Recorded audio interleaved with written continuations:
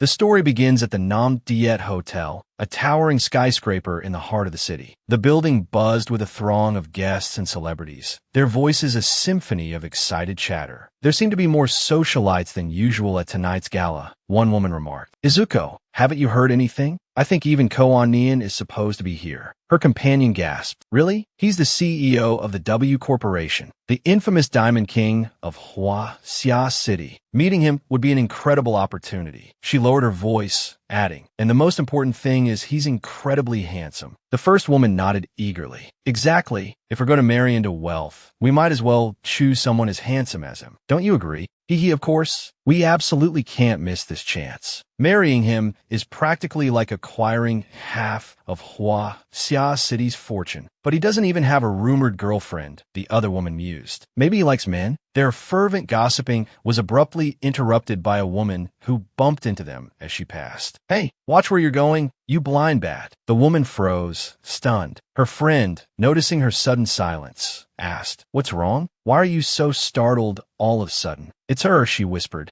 The woman in the fiery red dress glanced back at them, her eyes sharp. Good dogs don't block the path, she said coolly. Then, with a touch of theatrical flair, she placed a finger to her lips in a mocking gesture of silence. Who is she? She's so arrogant, one of the women exclaimed. Seeing her friend still trembling, she added, You're the heiress of the Bakma Corporation. Why are you afraid of her? As they watched the red-clad woman's alluring figure ascend the staircase, the short-haired woman finally spoke. Because she's Nin Deep Nin, the notorious party girl of Hua-Xia City, the femme fatale of the Nin family. Nin Deep Nin, the other woman breathed. Rumor has it that she's the cause of all the misfortunes that have befallen the Nin family. The old master suffered a stroke and was hospitalized. The eldest son was imprisoned for suspected embezzlement. Even the eldest daughter, who was living abroad, was in a car accident and is still in a coma. And she just naturally became the sole person in power of the Nin family. Despite her bad reputation, in the eyes of most men, she's still just a woman with a fortune ripe for the taking. At that moment, Nin Deep Nin received a text message. Ko On-Nian is on the rooftop. A sly smile spread across her face. She quickly replied with 2 words, understood. Meanwhile, the 2 women continued their gossip. So, she's the most talked about woman in Hua-Xia City right now. They say any man she sets her sights on is hers for the taking. Oh dear, it seems we've met our match. If I lose to her, I'll have nothing to say. Come on, let's just go home and play video games. It'll be more fun. Meanwhile, our male lead, Ko On-Nian, stood on the rooftop, gazing out at the glittering cityscape of Hua-Xia City by night. Damn that R.A. Hoa. He stood me up. Just wait until I get my hands on him. Nin Deep Nin approached him from behind. Sensing the unfamiliar scent of perfume in the air, he turned around sharply. Who's there? He demanded. Nin Deep Nin launched into her performance. I'm so sorry, she slurred, feigning intoxication. I've had a bit too much to drink, and I'm not feeling quite myself. Seeing her sway precariously, he cried out, Careful, and reached out to steady her. As their lips drew close, he regained his composure and asked, Was that carelessness, Miss Ning Deep Nin, or were you being deliberate? His words startled Deep Nin. How does he know my name? We've only just met, and you've already fallen into my arms. You're just like the rumors say, completely defenseless around men. She countered flirtatiously. So,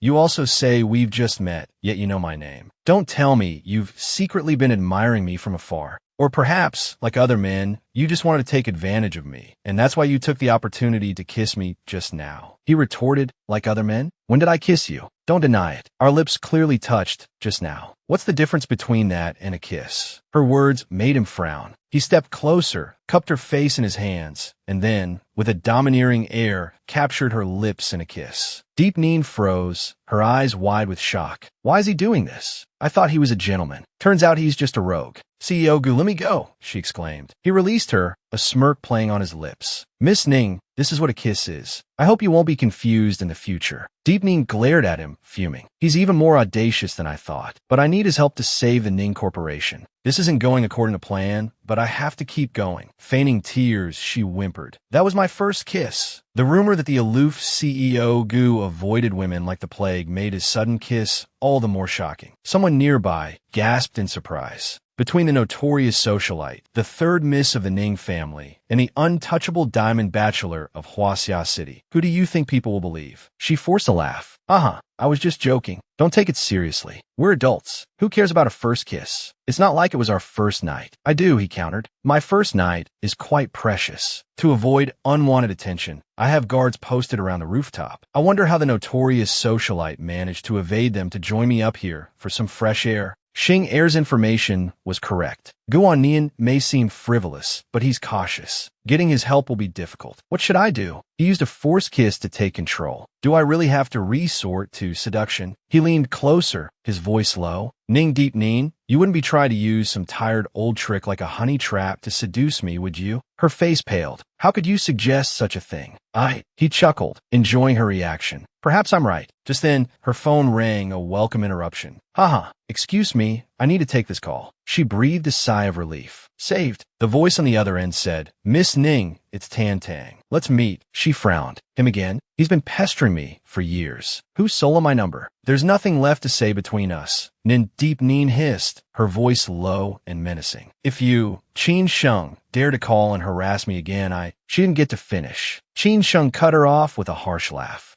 Don't you want to know what your dear brother, Nin Nam Chin, gave me? I'll give you 10 minutes to get to the second floor of the hotel. My patience is limited. The clock is ticking. He hung up abruptly, leaving Deep Nin fuming. Hot bastat, Ning Nam Ting. Even in jail, he's still causing me trouble. Despite the turmoil churning inside her, she plastered a bright, artificial smile on her face and turned to Koan Nian. Excuse me, Mr. Ko, I have something I need to attend to. Please enjoy yourself. Of all the people to provoke, it had to be Qin Sheng. Deep Nin thought, hurrying away. I need to leave before this gets out of hand. Koan Nian watched her retreating figure, a thoughtful expression settling on his face. He couldn't quite decipher what he was thinking. Deep Nin quickly made her way to the Nam Diet Hotel. On the second floor, she found Qin Sheng, the young heir to the Tan Corporation and the source of her current predicament. He grinned, feigning familiarity.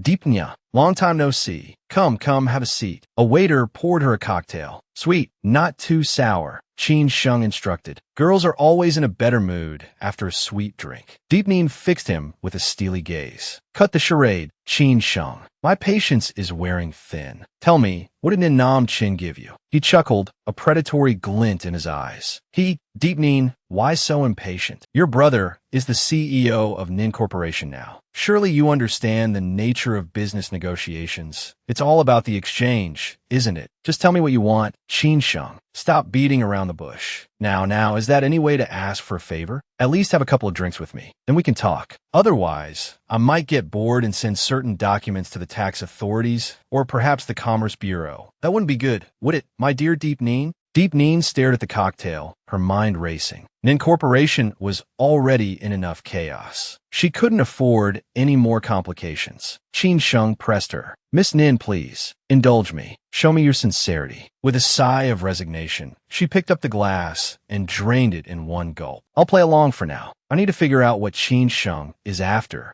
Qin Sheng's smile widened, turning sinister. Miss Nin, impressive. You can hold your liquor. Now, tell me, what did that dog give me? Of course, I'm a man of my word. He produced a USB drive, dangling it between his fingers. This contains some contract documents handled by your dear brother. I'm sure they'll be quite valuable to someone who's just taken over the company. He leaned closer, his grin turning lecherous. But this is just a small part. The rest, well, that depends on your sincerity, Miss Nin. Deep Nin took the USB, examining it carefully. How did you get this? You'll have to ask your brother. Though, you might have to schedule a visit to the prison to do that.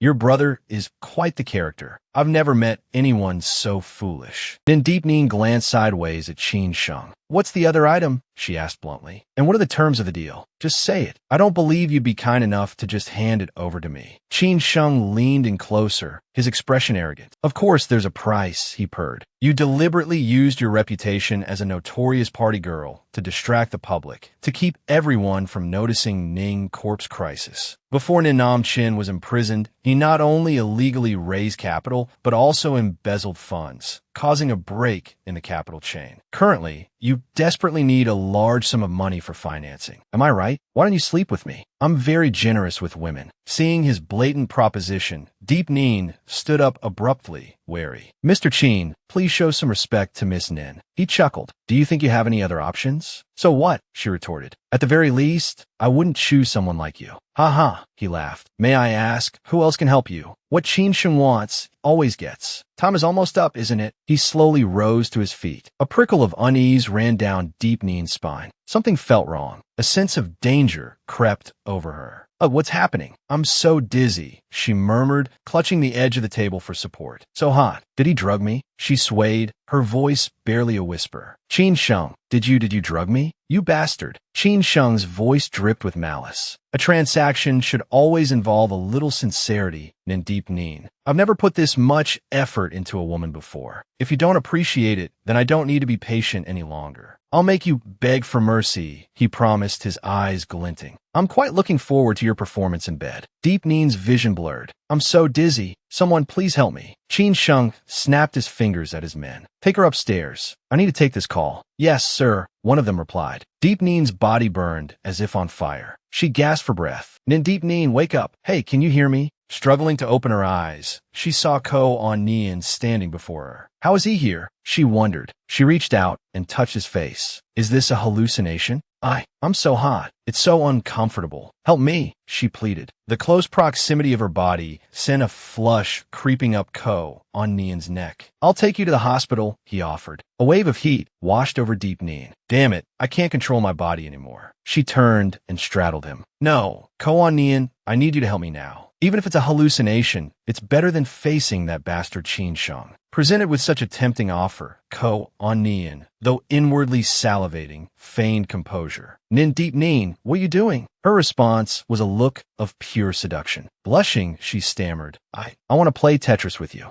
With that, Deep Neen pounced on Ko on Nian like a hungry tiger on its prey. And so they spent an incredibly passionate night playing Tetris for 9 rounds. The next morning, Deep Neen was awakened by the sunlight. She opened her eyes, her head pounding. Oh, my head hurts. That's weird, my whole body aches too. Looking around the unfamiliar room, she sat up in a panic. Holy crap, where am I? A hotel? Why are my clothes like this? Realization dawned, and she felt as if struck by lightning. That bastard Qin Sheng. I underestimated him. He actually drugged me. I'm going to chop him into pieces and feed him to the dogs. Just as Deep Neen was fuming, she heard the bathroom door open, followed by a voice saying, Oh, you're awake? Deep Neen pulled the covers up defensively, but when she saw clearly that the person in front of her wasn't Qin Sheng, she gasped. CEO Gu, why is it you? If not me, then who? He asked with a smirk. Have you forgotten what happened last night? Deep Neen racked her brain, trying to recall the previous night's events. Last night, after I drank the wine Qin Sheng gave me, his guard took me upstairs. I was too weak to resist. They put me in the elevator. The fragmented memories slowly began to resurface. Then, she continued, piecing it together, the elevator doors were stopped and opened by a hand. It was CEO Gu. I remember now. It was you who saved me. A pang of regret hit her. Too bad I didn't get a picture. I could have sent it to the paparazzi. It would have boosted Ning Corporation's stock price. Seeing her lost in thought, Guan Nian spoke up. Why are you spacing out? Deep Neen snapped back to reality, her eyes landing on his sculpted abs. Wow, she breathed. Those abs are truly mesmerizing. She then feigned a cough. Nothing. I was just admiring the view. So what happened? A man is a man, after all. His bluntness stunned her into silence. Are you just going to stand there like a statue? I've never seen anyone so shameless. You saved me, yes, but that doesn't give you the right to take advantage of me when I'm vulnerable. Guan Nian put on an aggrieved expression. How can you blame me? You were the one begging me last night. Mississippi, don't you remember anything? That was my precious first time. His words triggered a faint memory. I think I remember something in the car. After that, she stammered. I wanted to rip your clothes off. A blush crept up her neck as she recalled her own boldness. Take it all off. Oh, ups. Can I touch them? Your precious first time? And you had a guard watching in case someone with ulterior motives showed up? Well, I'm that someone with ulterior motives. See what you can do about it. The memory of their passionate encounter made her bury her face in her hands. Oh my God, what did I say? And I even pushed you down and sat on you. I want to dig a hole and disappear. She looked at him sheepishly. CEO Gu, I'm so sorry about last night. I'll take responsibility. I'll compensate you for your trauma. She fumbled for her wallet. Where is it? Guan Nian, still feigning distress, clutched at the sheets. Wah, that was my precious first time. Ruined. How will you ever compensate me? It's on a nightstand, he mumbled dramatically. Deep Neen grabbed a wad of cash and offered it to him hesitantly. Here, I know it's not enough. I'll transfer more later. I'm so embarrassed. I don't even know what the market rate is for this. Guan Nian's face darkened. Market rate? He muttered. She's offering me money? Seeing his expression, Deep Neen quickly explained, CEO Gu, it was my first time too, and I was drugged. That's why I did that to you. I knew Guan Nian slammed his hand against the wall, the sound echoing sharply. Then, he turned an icy gaze on her, his voice dripping with mockery. Nin Deep Neen, you truly are an eye-opener. You dare to do such a thing to me. Guan Nian, sleep with me, take the money, and run? You truly live up to your reputation as the infamous wicked woman. Deep Neen, feeling the weight of exhaustion, replied softly, CEO Gu, I understand this might not be to your satisfaction. You can make your demands, and I'll try my best to fulfill them. But could you please let me leave this place first? So much has happened recently. I'm almost at my limit. Leave? Don't you want me to help Nin Corporation escape this crisis? Seeing that Guan Nian had discerned her motive, Deep Neen felt a flicker of unease, but maintained her composure. Since you know why I approached you, what are your thoughts? We're both adults, he replied smoothly. We each take what we need. Besides, I also have something I need Miss Nin's help with. She let out a small, surprised sound. Oh, a Diamond King like CEO Gu also needs my help. But his next words left her stunned. Marry me. I'll give you everything you want. Lines like this is my first night only work on naive girls, she countered. I don't believe CEO Gu would marry a woman he just met for such a trivial matter. Why me? He answered bluntly, you need money. I need an intelligent and cooperative wife to deal with my family. In my opinion, no one is more suitable than the infamous wicked woman, Miss Nin. Seeing her hesitation, he added, of course, you can rest assured. It will be a contractual marriage. 2 years. We'll sign a prenuptial agreement to protect both our financial interests. Hearing this, she breathed a sigh of relief. She had to admit this was her best option. Seeing her wavering, Guan Nian pressed his advantage, his eyes softening. So, Miss Nin Deep Neen, will you agree to be my contractual wife? A spark ignited in Deep Neen's eyes. I accept, she declared firmly. Her immediate agreement surprised him. You're not going to think it over? He asked. You still have a chance to back out. But Deep Neen responded with a touch of bravado. It's just a contractual marriage. As long as the terms and obligations are reasonable, why should I hesitate? After all, this contract is more beneficial than harmful to both me and Nin Corporation, isn't it? He chuckled softly. Very well. Dealing with an intelligent woman like Miss Nin is certainly refreshing. Then, I wish us a happy cooperation. Deep Neen extended her hand, a faint smile playing on her lips. Happy cooperation. Their hands clasped, and so began the story of the CEO and his mysterious lover. Nin Family Villa. After arriving at Deep Neen's home, he asked considerately, Are you sure you don't need me to come in with you? No need. I just need to grab my household registration book. I'll be out in 15 minutes. All right, I'll wait here. As soon as Deep Neen opened the door, she was met with a torrent of angry words. Ning Deep Nine, you finally decided to come home? Didn't you see the messages I sent you? You didn't reply to my messages. You didn't answer my calls. Do I, your second uncle, even exist in your eyes anymore? This man was her second uncle, Nin Hao, and the person sitting next to him was none other than his daughter, Nin Tu Yuyan. Such a huge incident has happened to the Nin Corporation, and you're still gallivanting off to some evening party? What are you trying to pull, Deep Neen? Her second uncle, Nin Hao, sneered, his voice dripping with contempt. Oh, my. Uncle's information network is certainly efficient. You even know what I'm doing. Are you implying you had me followed? Deep Neen retorted, her voice laced with sarcasm. I'm not that free. I have plenty of acquaintances at the party. I don't need to ask. Someone will tell me. She continued to taunt him. Oh, really? You have so many acquaintances? Then why didn't you receive an invitation? Her uncle's face twisted in annoyance at her mockery. He threw a piece of paper towards Deep Neen. This time, I didn't come here to waste words with you. Your brother has agreed with the company to buy back my shares himself. I've already prepared the contract. If there's no problem, quickly get the company to complete the approval process for me. If you've already discussed it with my brother, then go find him, Deep Neen said, turning to leave. Oh, I almost forgot. I wonder how many more years he'll have to spend in prison. Wait until he gets out, and then you can slowly negotiate with him. Seeing her about to leave, her uncle jumped up and roared, Stop right there. Nin Deep Neen, don't even think about playing tricks on me. You're still too naive. You have to give me an explanation for this contract today, or you won't be going anywhere. "Uncle, you're part of the Nin family, so you should know I don't have the money to give you." Whoever agreed, "You go find them."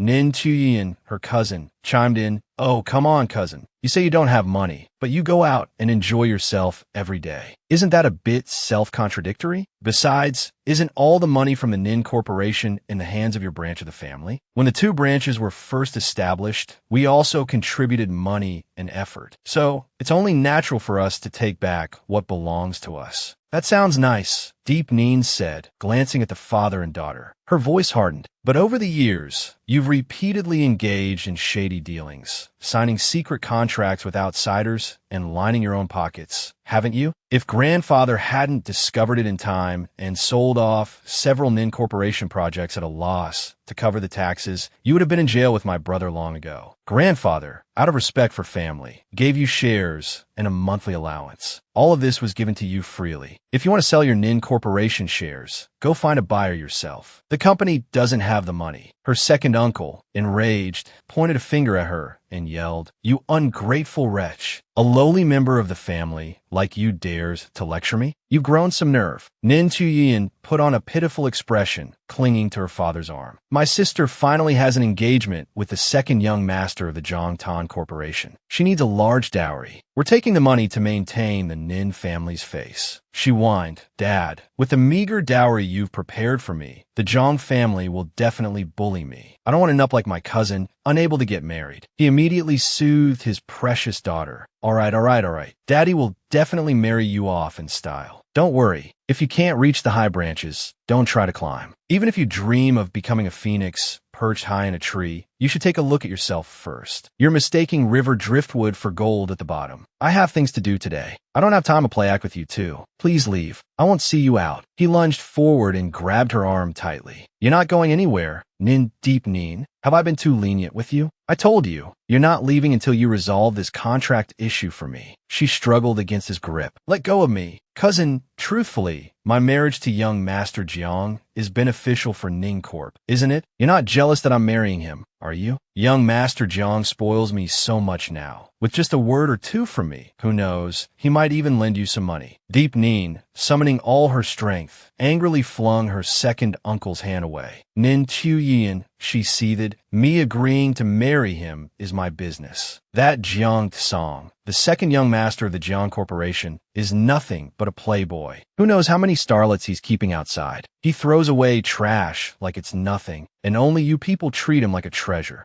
Dad, did you hear that? Not only does she have a terrible reputation herself, but she's also trying to slander young Master Jiang. With Ning Corp in the hands of someone like her, bankruptcy is just a matter of time." Hearing these words, her second uncle became even more furious. He clenched his fists, gritting his teeth as he spoke. "Nin Deep Neen, you were never favored in the Ning family. Who knows what tricks you used to land your older brother in jail and cause your older sister's car accident. All that mess with the main family branch is none of my business. I just want my money. Once I get the money, we can go our separate ways." Deep Neen's patience had reached its limit. She bit her lip and retorted, "Second uncle, do you have to add fuel to the fire while Ning Corp is already in crisis? You insolent girl, do you think you can teach me how to do things? Today, I have to teach you, this ungrateful wretch, a lesson on behalf of your brother." Just as the two were arguing, a voice called out from behind, "Miss Nin," causing all three of them to turn and look. Her second uncle anxiously asked, "Who is it?" Guan Nian, radiating an aura of imposing handsomeness and effortless charm, strode towards them. His deep, warm voice resonated. "Deep Neen, I waited outside for a long time and didn't see you come out, so I came in to see what was going on. I hope I'm not interrupting your conversation." Second uncle immediately recognized Gu Nian and greeted him with a fawning smile. "CEO Gu, what honor. Our humble Ning family is truly blessed by your presence. What wind has blown you here?" Nin Chuyin's eyes, meanwhile, filled with hearts. She gazed at him with a look of infatuation and longing. "Wow, so handsome. Oh my god, Guan Nian actually came to our Tin Tian Electronics. If we could collaborate with Gu Corp, it would be a huge leap forward." Her scheming father, seeing an opportunity for profit, immediately tried to push his daughter forward. "My niece, Nin Deep Neen, is still very young. If you have any collaboration in mind, you can discuss it with me. This is my daughter, Tu Yuyan." "Come, Tu Yuyan, quickly greets CEO Gu. The shameless father and daughter duo shamelessly promoted themselves. Hello, CEO Gu. I'm Nin Tuyen, currently the marketing director of Tintian Electronics. CEO Gu, second uncle probed. If I may ask, you didn't come here to collect debts, did you? Ignoring the scheming man in front of him, Guan Nian walked straight to Deep Nin's side. Deep Nin thought to herself, didn't he say he'd wait outside? Guan Nian put his arm around Deep Nin and announced, please don't misunderstand. I didn't come here to discuss business. I came to ask my beloved fiancée if she has retrieved the household registration book yet. As you can see, we're about to get married. The father and daughter from the Ning family were stunned, their jaws dropping in disbelief. What? Marry? Nin Tuyen cried out in protest. Impossible. This is absolutely impossible. CEO Gu, you just returned to the country. You two haven't even interacted before. How could she be your fiancée?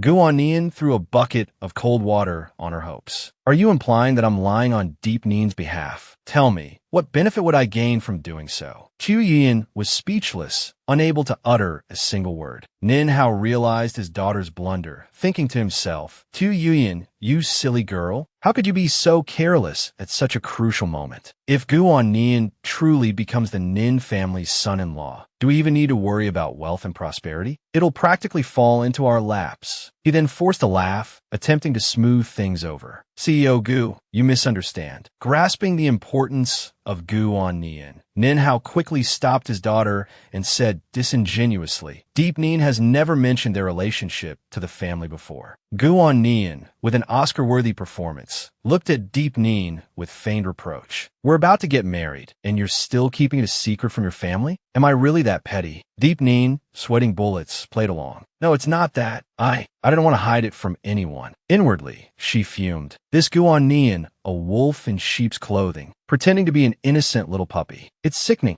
Guan Nian whispered in her ear, if we're putting on a show, let's do it properly. They still doubt our relationship. If we don't do something to prove it, they won't believe us. Deep Nin's heart sank. This dog, does he want me to kiss him? Before, it was the drugs that made me act that way. How can I possibly do that in front of so many people? It's mortifying. Forcing herself, she choked out on you. Darling, Guan Nian, playing his part, embraced her. This is your punishment for hiding my existence. My dear wife, Nin Hao and Tu Yuan, stunned by this blatant display of affection, could only gape. Are we part of their little play now? Guan Nian then offered a fake smile and explained, Deep Nin is very humble and didn't want me to make it public. I never imagined she'd even hide it from her family. I had to take the initiative. Deep Nin thought, you little rascal, you kiss pretty well too. I'll have to add that to the contract. The two of them exchanged insincere smiles. I truly admire Deep Nin's complete lack of interest in material things, Guan Nian declared. Seeing an opportunity, Nin Tu Yin jumped in, her voice laced with sarcasm. Deep Nin, humble, not materialistic? That's hilarious. She practically has the word gold digger tattooed on her forehead. CEO Gu, you have no idea. She's infamous in Huaxia City as a party girl. Instead of managing the company, she spent her time chasing men. She's the reason Nin Corp is in this mess. If Grandpa knew, he'd be furious. Deep Nin snapped, shut up. How dare you speak ill of Grandpa like that? And you know very well the real reason Nin Corp is in this state. Everything I've done. Seeing his fiancée being bullied, Guan Nian stepped in, placing a protective arm around Deep Nin. CEO Nin, if I'm not mistaken, Tintian Electronics is currently collaborating with a subsidiary of Gu Corporation. I'm sure you'd like to see that contract signed smoothly, wouldn't you?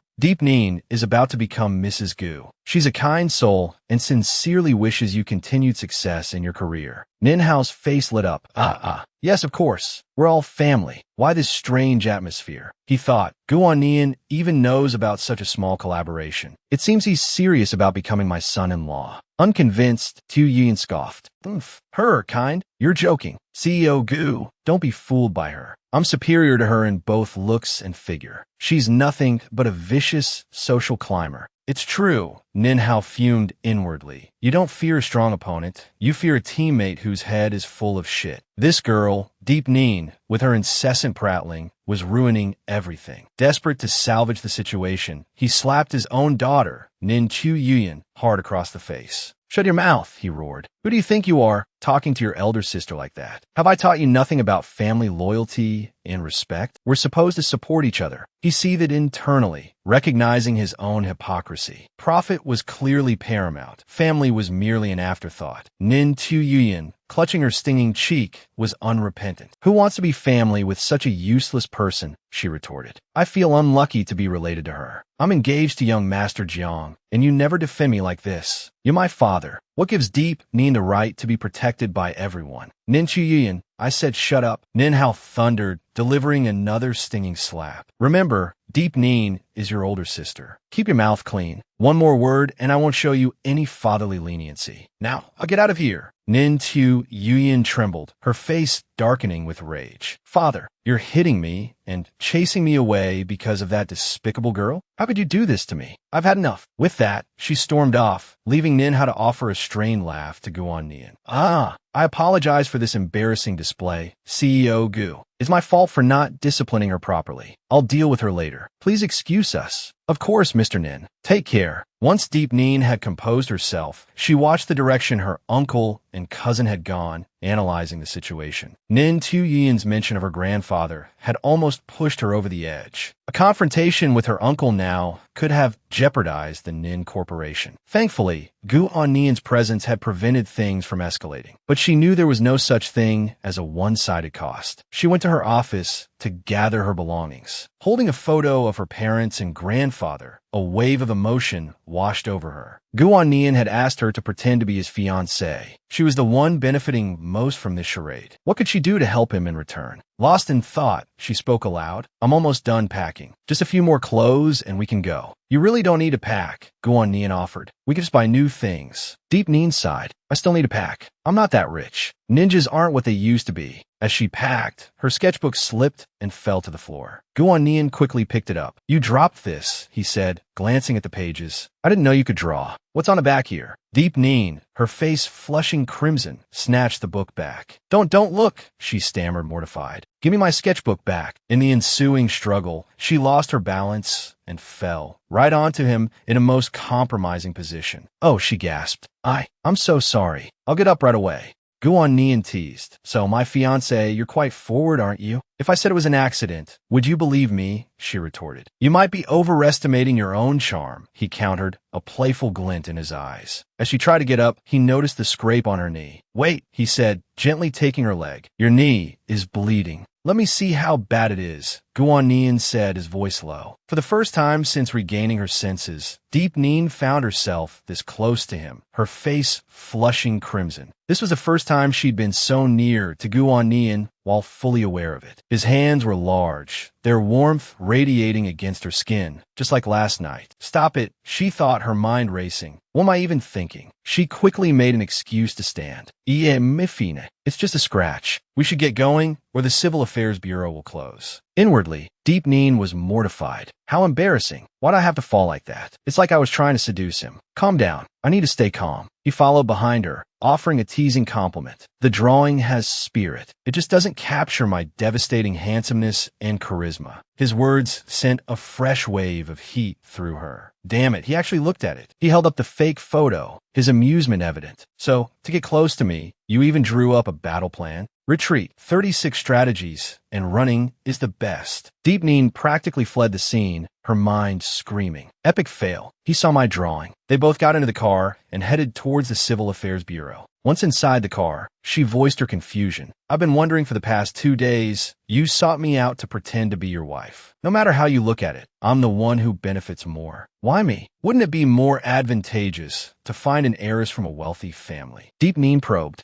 Guan Nian, practically radiating wealth and confidence, replied nonchalantly. I am a top-tier tycoon. No need to gild the lily. There are 3 reasons I'm marrying you. First, as you know, many people covet a diamond bachelor like myself, just like you. Deep Nin cringed inwardly. Even if it's true, the way he says it makes me want to punch him. He continued, if I married a woman with a notoriously vicious reputation, who would dare approach me? Second, you can use my rotten reputation to do things that are inconvenient for you to do yourself. Isn't that interesting? Deep Nin finally understood his reasoning. I see. So that's it. She mused. Compared to love, a relationship built on mutual benefit is more stable. Exactly. And third, he added, as a wicked heiress, you're now my fiancée. You can't use a one-night stand to blackmail me now, can you? Deep Neen was thoroughly impressed. My dear fiancé, you truly are a master of maximizing profit. Guan Nian, not quite appreciating the sarcasm, flushed with annoyance and turned away, clenching his fists to restrain himself. This feeling of being exploited is infuriating. Why do I feel like prey caught in a trap? If only I hadn't drunk that glass of wine last night. Suddenly remembering last night's events, Deep Neen turned back to him. By the way, weren't you on the rooftop last night? How did you appear just in time to save me? Ah, thanks to the security guard you fired, he explained. He happened to see someone knock out the bartender and stuff him into the staff restroom. I went to check the situation and caught a waiter taking you out of the elevator. He recalled the previous night at the Nam Diet Hotel. The Nam Diet Hotel is my property. I don't allow anyone to cause trouble on my turf. Where are you taking her? None of your business. Get lost. Best not to interfere in other people's affairs. Guan Nian barked an order to his bodyguard, Sher Khan. Understanding the unspoken command, Sher Khan immediately responded, yes, boss. After the thug had been dealt with accordingly, Guan Nian escorted Deep Neen to safety. Before leaving, he didn't forget to instruct Sher Khan, investigate thoroughly who was behind this. You know what to do next, right? Understood, boss. I'll take care of the rest, Sher Khan confirmed. Guan Nian continued, explaining that the bartender impersonator was a street thug with a criminal record. He'd confessed to acting alone without any instigation. Therefore, even the police couldn't pin anything on Tan Tang. So that's how it is. That bastard Tan Tang, he really does things cleanly. Guan Nian leaned closer, murmuring in her ear, actually the only good thing that bastard did was bring you to me. Because besides the reasons mentioned, the most important point is we're very compatible. Deep Neen, blushing furiously, quickly stopped him from saying anything further. Guan Nian, be quiet. Sher Khan is driving right in front of us. You're such a rogue. Sher Khan, feigning deafness, muttered under his breath, I'm deaf. I can't hear anything. Suddenly, Guan Nian pulled Deep Neen closer.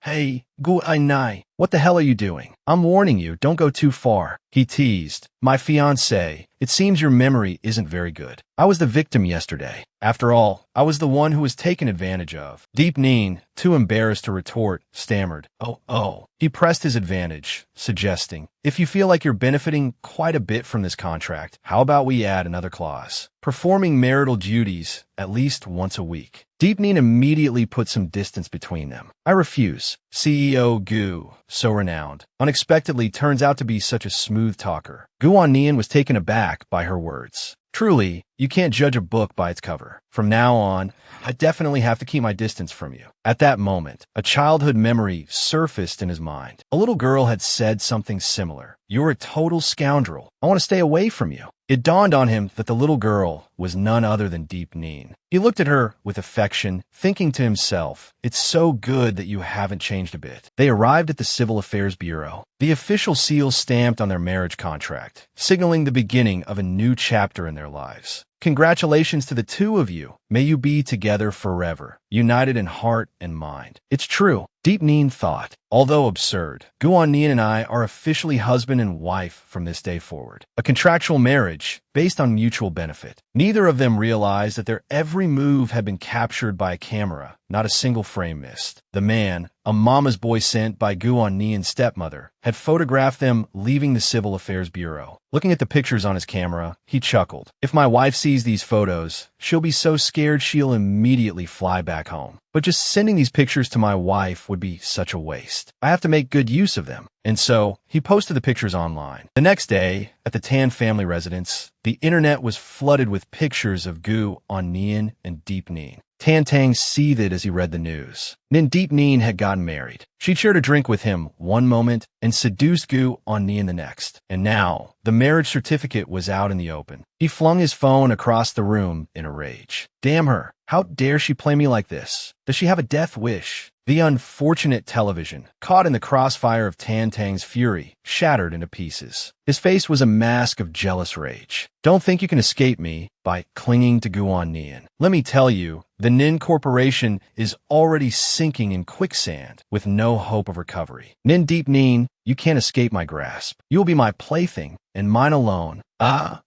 Yes, you'll be my plaything, and mine alone. I won't let anyone steal you away. Meanwhile, Deep Neen was at home. The moment she answered her phone, a panicked shriek echoed from the other end. Ning Dai Nine, what have you done? Well, I managed to snag that marriage certificate, so I guess you could say I'm married. Hearing her confession, her friend on the other end couldn't help but crank up the volume and yell, "Whoa, that's insane. I can't believe you actually landed Gu On Nian." That's Gu On Nian, the Diamond Bachelor, the CEO of the Gu Corporation. The Gu On Nian, Deep Neen, startled, said, "My hearing is still perfectly fine, you know. You don't have to shout." Sensing something amiss, her friend quickly asked, "Wait a minute. Just 2 days ago, you were asking me for information about Gu On Nian." "How?" Deep Neen sighed, scrambling for an excuse. "I'll explain everything later. Meet me at our usual spot in half an hour, okay? Gotta go." She quickly hung up. Not only was her friend suspicious, but Deep Neen herself couldn't quite grasp how things had escalated so quickly. "Actually, this feels a bit sudden, doesn't it? We just met and now..." "But he is Gu On Nian." Thinking about him, she murmured, "Why would someone like him marry me?" She still couldn't quite believe it. Lost in thought, she jumped when Gu On Nian suddenly appeared behind her. "What are you doing?" Startled, she replied, "Oh, nothing." Feeling guilty, she added, "Nothing. Why would I be startled? Who said I was startled? Who told you could eavesdrop on my phone call and then?" Turning around, Deep Neen's eyes landed on Gu On Nian's enviable six-pack. "Whoa, those abs," she thought. "How's he work out? He's in amazing shape. And he's not even wearing a shirt. Doesn't he know the meaning of modesty?" Hearing her incoherent mumbling, Gu On Nian stood behind her, utterly bewildered. "I understand each individual word, but together they make no sense. Why would I need to wear clothes at home?" He felt completely justified in his state of undress. Deep Neen blushed, unable to meet his gaze. "Of course you need to wear clothes. You're not the only one here. Put something on." He stepped closer. "Look, we're married now. Why are you still so shy? Besides," he added, his voice dropping lower, "is there any part of you I haven't seen already? I've touched you everywhere. Did I miss something?" With every word, Deep Neen's blush deepened. Unable to take it anymore, she slammed her hand on the table and stood up. "Shut up. You're incorrigible. I can't talk to you anymore." She made a dash for the door. Sensing the dangerous aura emanating from her, he wisely chose to remain silent. "I'm not talking to you anymore. I have to go out." She hurried towards the exit. "Oh man, I need to go put on some makeup." And with that, she was gone. He quickly stood up and pulled her into a hug, whispering in her ear, "Why are you running away? It's our first day of marriage. Shouldn't we do something special, my dear Mrs. Gu?" Hearing him call her Mrs. Gu again and again, she cursed him inwardly. Is this guy addicted to acting? There's no one else around. "Gu On Nian, where are you playing at? Are you finding it amusing to tease me? I don't have time for this." Suddenly, he brought his face close, and her lips accidentally brushed against his cheek. Deep Neen felt her heart pounding in her chest. "Akish," flustered, she pushed him away. I didn't mean to. Don't misunderstand. Please don't misunderstand. I'm leaving now. Bye-bye." The young woman bolted, fleeing the scene of the crime as if her life depended on it. "How could this happen? This is so embarrassing." He watched her go, a triumphant grin spreading across his face. My wife's first kiss. I'll gladly accept this gift." She thought, mortified, so humiliating. At the cat cafe, Luong Hin Ni stared at her, relentlessly questioning. "You barely met Gu On Nian for the first time, and you're already registered for marriage? Did that guy do something to you?" Slamming her hand on the table, she stood up, determined to get to the bottom of it. "You silly girl, you better tell me everything. If you dare lie to me, you'll face the consequences. Now spill it." Deep Neen quickly tried to placate her. Calm down. I've told you everything I can. The rest is a secret I can't reveal yet." Hearing the word secret, Luong Hin Ni's face darkened.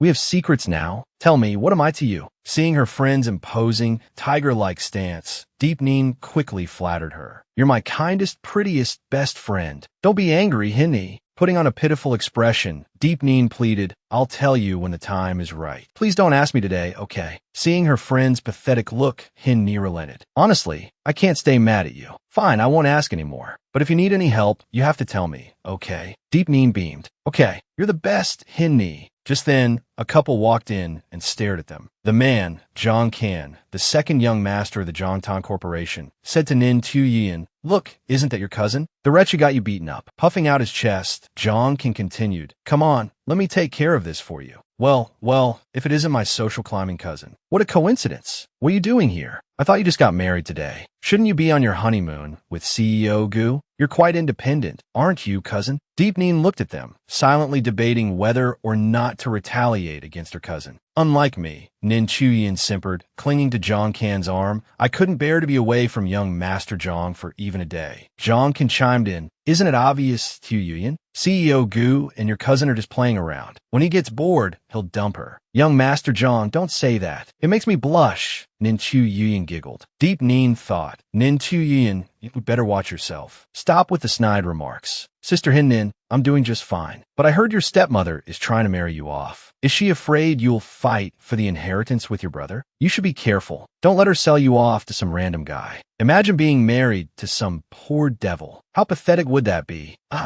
Hin Ni gritted her teeth in fury. Without a word, Deep Neen splashed the water in her glass directly onto Nin Tuyen's face. Nin Deep Neen, are you crazy? You dare throw water on me? The argument attracted the attention of countless patrons at nearby tables, who began to murmur and speculate. Whoa, what happened? Look, that's the woman who married Gu on Nian. And the guy next to her is young Master Zhang. Do they have some kind of feud? Deep Neen spoke coldly. So what if I splashed you? I'm your older cousin. I have the right to discipline you, to teach you the meaning of respect. Tu Yin shrieked. You dare to throw water on me? Do you want to die? The one who needs to be taught a lesson is you. I don't have a rule against hitting women, Zhang Kan snarled. You little brat, let me teach you some manners. Seeing his aggressive stance, Deep Neen braced herself, closing her eyes in anticipation. After a moment, feeling no impact, she cautiously opened her eyes. Someone had stepped in to protect her. Who's brave enough to stop me? Do you want to die? Zhang Kan roared. Hin Ni's voice was sharp as she retorted. Zhang Kan, watch your mouth. I don't have a rule against hitting men. Zhang Kan yelped in pain as his hand was squeezed tightly. Ow, ow, ow. Let go, he cried. Luong Hin Ni, you crazy woman. Let go of young Master Zhang, someone shouted. Fine, I'll let go, Hin Ni said coolly, flinging his hand away, sending Zhang Kan sprawling face first onto the floor. Nin Tuyin rushed to his side, her voice full of concern. Young Master Zhang. The crowd buzzed with excitement. Whoa, young Master Zhang got taken down.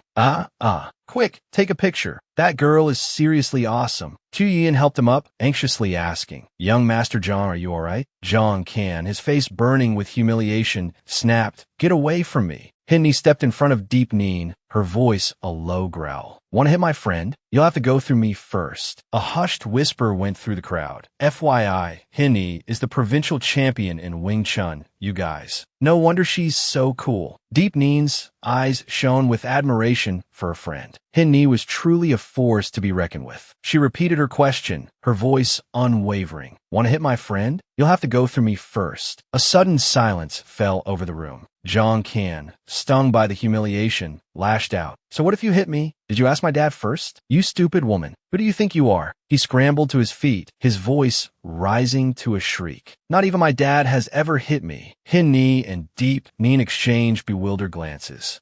They both exclaimed in unison. A moment later, the two women burst into laughter, clutching each other's shoulders. Mama's boys are a dime a dozen, but Daddy's boys? That's a first. Oh my God, does he think he's a toddler? Zhang Kan, the young master, had become the laughingstock of the two women before him. His father had never hit him. How utterly ridiculous. Chu Yin, seeing Zhang Kan's face turning purple with rage, touched his arm solicitously. Young Master Zhang, are you all right? What are you laughing at? What's so funny? He snarled, shoving Nin Tuyin away so forcefully that she stumbled and fell to the ground. He turned his fury on Hin Ni. Luong Hin Ni, your Luong family is just second-rate. Aren't you afraid? I'll tell my father. Hin Ni scoffed, her voice dripping with sarcasm. Oh, young Master Zhang, are you really going to run to your parents? Go ahead, tell on me. Just make sure you wear diapers when you go out, so you don't wet yourself. Because every time I see you, I'm going to hit you. This whole thing wasn't dramatic enough, but you just had to add fuel to the fire. All right, second young Master Zhang, let me give you a piece of advice. There are a lot of people watching. If you don't want to be trending tomorrow as the guy who got beaten up by a woman, I suggest you stop making a scene. Around them, the onlookers buzzed with excited chatter. Haha, even a TV drama isn't as entertaining as this. This is what you call loose lips sink ships. Serve him right. That girl's got guts. And he's actually threatening to tell his parents? I've never seen anything so ridiculous. Nin Tu Yuyan, witnessing the escalating situation, began to panic. Things had gone too far. Young Master Zhang was obsessed with saving face. After this humiliation, he would undoubtedly take his anger out on her. Only now did the reality of the disaster she had caused hit Tu Yuyan, sending shivers down her spine. Her marriage prospects might be ruined. Indignant, she lashed out. What gives you the right to be so arrogant? Just because you have Gu Jingyao backing you up? Don't think you're so great. You're tall, so you'll fall harder. Let's see how long you can keep this up. Nin Chuyin pointed at young Master Zhang and ordered, both of you apologize to young Master Zhang right now, or else I'll. Nin Deep Neen cut her useless cousin off mid-sentence. Tu Yin, if your father still wants a share of the company, you'd better behave yourself. Otherwise, don't blame me for not showing any mercy. You won't get a single cent. That little vixen, always using the company's money to threaten her. It was infuriating. Tu Yuyan gritted her teeth. Ever since Deep Neen married Guan Nian, she'd become increasingly domineering. Even her father had to bow down to her. She was no less beautiful than Deep Neen. What did Guan Nian even see in her? Nin Deep Neen spoke with a condescending air. Unlike you, I don't need to rely on a man to survive. With your limited intelligence, you simply can't grasp the difference between us. Why don't you focus on securing your own fiancé and get married quickly? Nin Chuyin, struck by the truth of Deep Neen's words, still tried to retort. What do you mean by that? Aren't you also looking for a man to marry? Who are you looking down on? Hinni, let's go somewhere else. This place is giving me bad vibes, Deep Neen said, turning to leave. Seeing them depart, Nin Chuyin yelled, Nin Deep Neen, stop right there. Damn her, and that condescending attitude. Did she think she was the only smart one? If I can't live a good life, neither will you. Chu Yin thought, trembling with rage. I'll find a way to make Gu On Nian break off the engagement. We'll see how smug you are then. As they walked, Deep Neen asked Hinni with concern, Did Chu Yin just say your stepmother is setting you up on more blind dates? Hinni sighed, rubbing her temples. Yeah, several times this week already. And these guys, they look like they're still growing. But inside, well, let's just say they're something else. Their exaggerated online profiles could be published as epic sagas, especially that second son of the Xia family. My stepmother actually tried to set me up with him. I'm starting to wonder if I owe her money from past life. Why else would she torture me like this? Deep Neen exclaimed in disbelief. What is she thinking? Even if she's setting you up, why would she choose Xiao Lao Air? He was just trending 2 days ago for throwing a pool party with a bunch of young models. That's right. Even though the Xia family is the wealthiest among my potential suitors, Xiao Lao Air. Hinni, I'd rather marry a gold digger than someone like him. Nearby, someone suddenly sneezed repeatedly. Strange. I've been sneezing a lot lately. Am I coming down with something? This young man was none other than second young master Xia Yuan, the very person Hinni had just mentioned. Guan Nian, CEO Gu, read through a document while prodding. There's only one possibility. Someone's talking smack about you. Xia Yuan immediately retorted, Impossible. This young master's reputation is spotless. Who would dare badmouth me?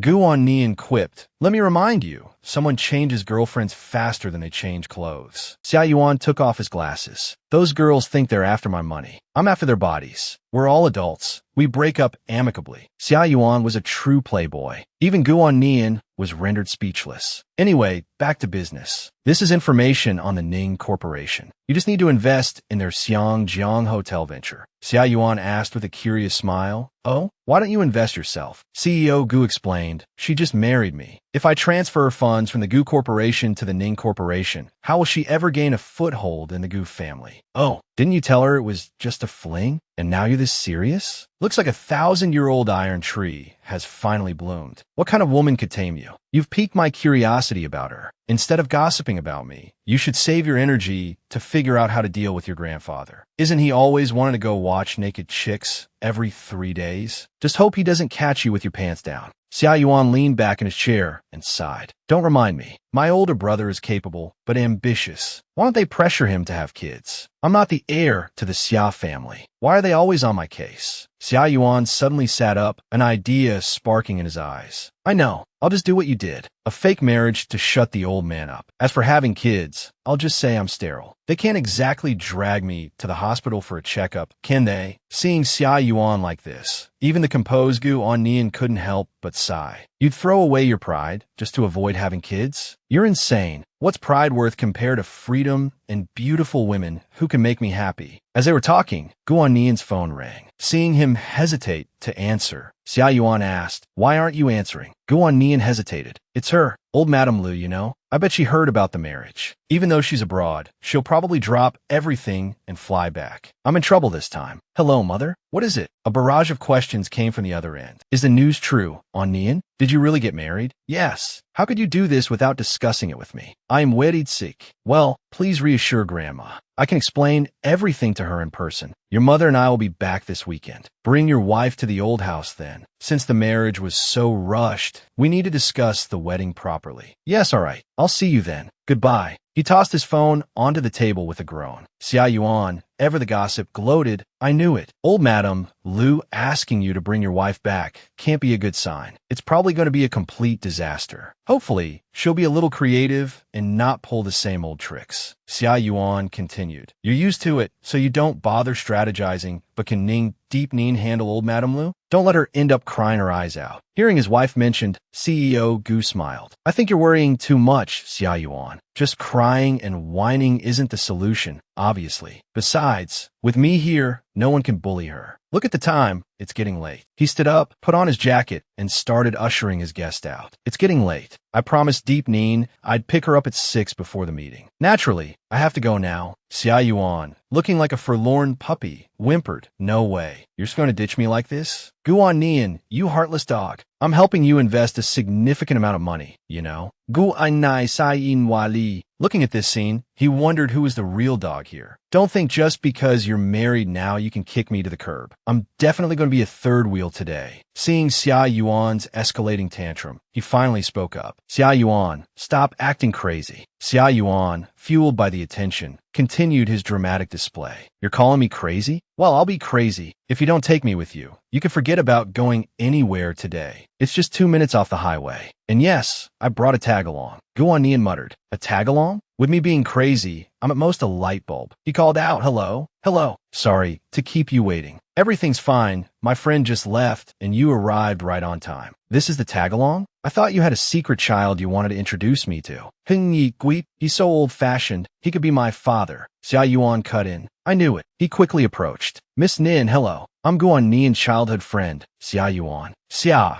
as in the summer solstice. Yuan, as in the beginning of a ceremony. "So you Miss Nin? You know me?" Xia Yuan asked. "Know you? Your scandalous headlines are everywhere. Second, young Master Xia. You're not even fit to be a dog. You little punk, you're not worthy of my hindi. I'd love to beat you to a pulp. The second young master of the Xia Corporation. Huh? Your reputation truly precedes you." Gu Nian chuckled inwardly. Deep Ning clearly didn't like Xia Yuan. And why should she? He dominated the entertainment news cycle. My headlines are always trending. Either I'm back on the market or I'm with some hot actress. Everyone knows me. He turned to Deep Ning. "Sister-in-law, do you have a favorite celebrity? I can call them over any time." This Xia guy was completely oblivious to Deep Ning's obvious disgust. Her disdain was written all over her face. "That's all right. I don't like celebrities." Gu Nai no Di. "Did Yuan offend you? You seem to dislike him." "It's a long story. I'll tell you when we get home." Deep Ning replied. "And in front of others, you should call me husband," she added, lowering her voice. "What are you whispering about? Let me hear." Xia Yuan butted in. "Husband." Gu Nian gestured towards Xia Yuan. Mr. Tagalong is listening. He noticed something. "Your hair's a mess. Let me fix it for you." Deep Ning blushed. "Thank you, husband. Hey, can you two keep it PG? I'm standing right here. If you want to be lovey-dovey, go home and do it behind closed doors." Xia Yuan complained. His moment interrupted. Gu Nian, annoyed by the interruption, retorted, "We weren't being lovey-dovey." Just then, a vapid, clingy woman sashayed over to Xia Yuan. "Trending topic. Wants to be an actor. Why are you here? I thought you were going to Huawei for a trip. Are you ditching me?" Xia Yuan thought to himself. Here we go again with this human-sized leech. "Of course not, babe. Why would I ditch you?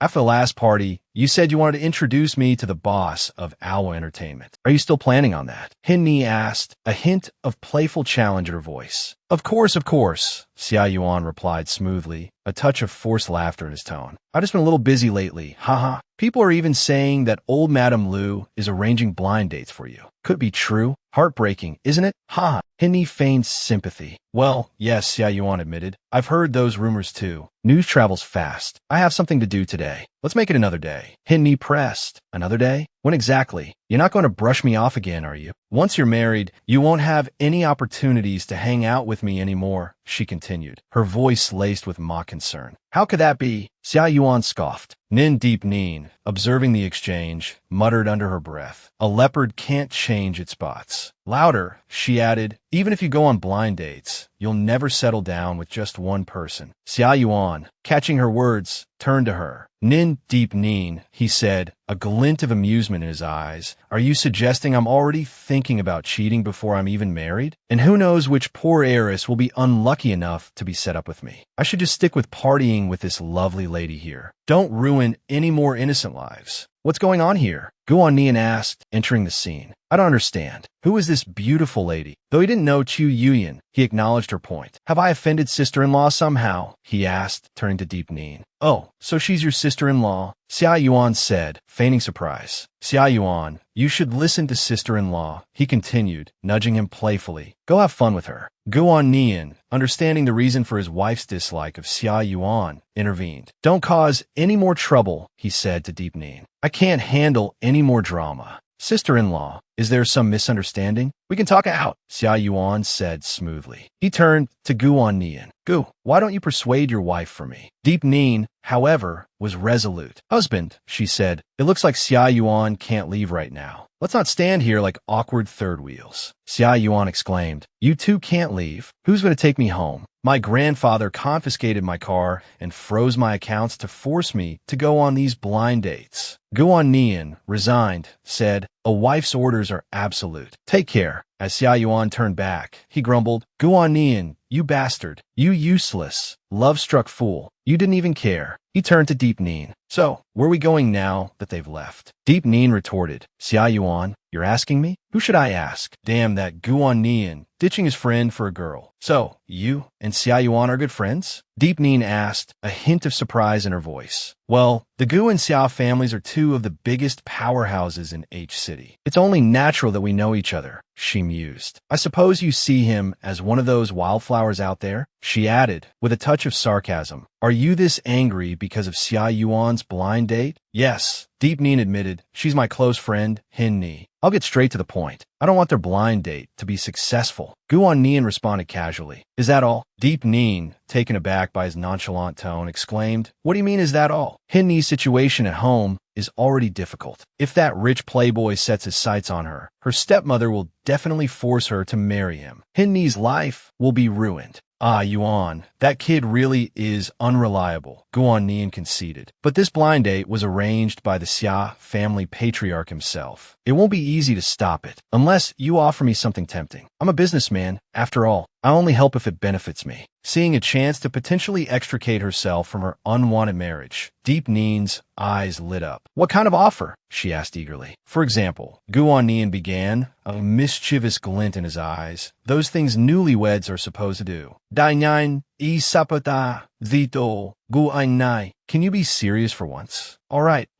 let's be serious then, he said, a smirk playing on his lips. You accuse me of being a womanizer. I deserve some compensation, don't I? Deep Nin scoffed. Compensation? You want compensation? How can you be so sure it was a false accusation? He challenged, pulling her closer and gently nibbling on her lips. I could add a clause to our marriage contract, he murmured against her mouth. Absolute fidelity. How about that, Mrs. Gu? Of course, it's approved, Mr. Gu. Why did things become like this between us? It was clearly just a contractual relationship. Nin Deep Nin, flustered after Guan Nian's sudden physical contact, pushed him away. It looks like it's about to rain. I'm going to close the window. She reassured herself internally. I need to calm down. I absolutely can't continue like this. Facing his looks and money, I can understand giving in a little, but what happened to Guan Nian? His actions have gone too far, violating our contract. I understand now. He and that Xia Yuan are two peas in a pod, completely treating women like toys. A sudden realization struck her. That's right, it must be like that. What normal person would take the opportunity to force a kiss on someone who intentionally fell? This pervert. No infidelity during the marriage sounds easy, but it's just a verbal agreement. It doesn't specify any penalties for violations. How cunning. I have to make him sign a proper written contract. By the time she looked up, Guan was gone. Where is he? Where did that man go? Ning dai nyan muta ivitabili.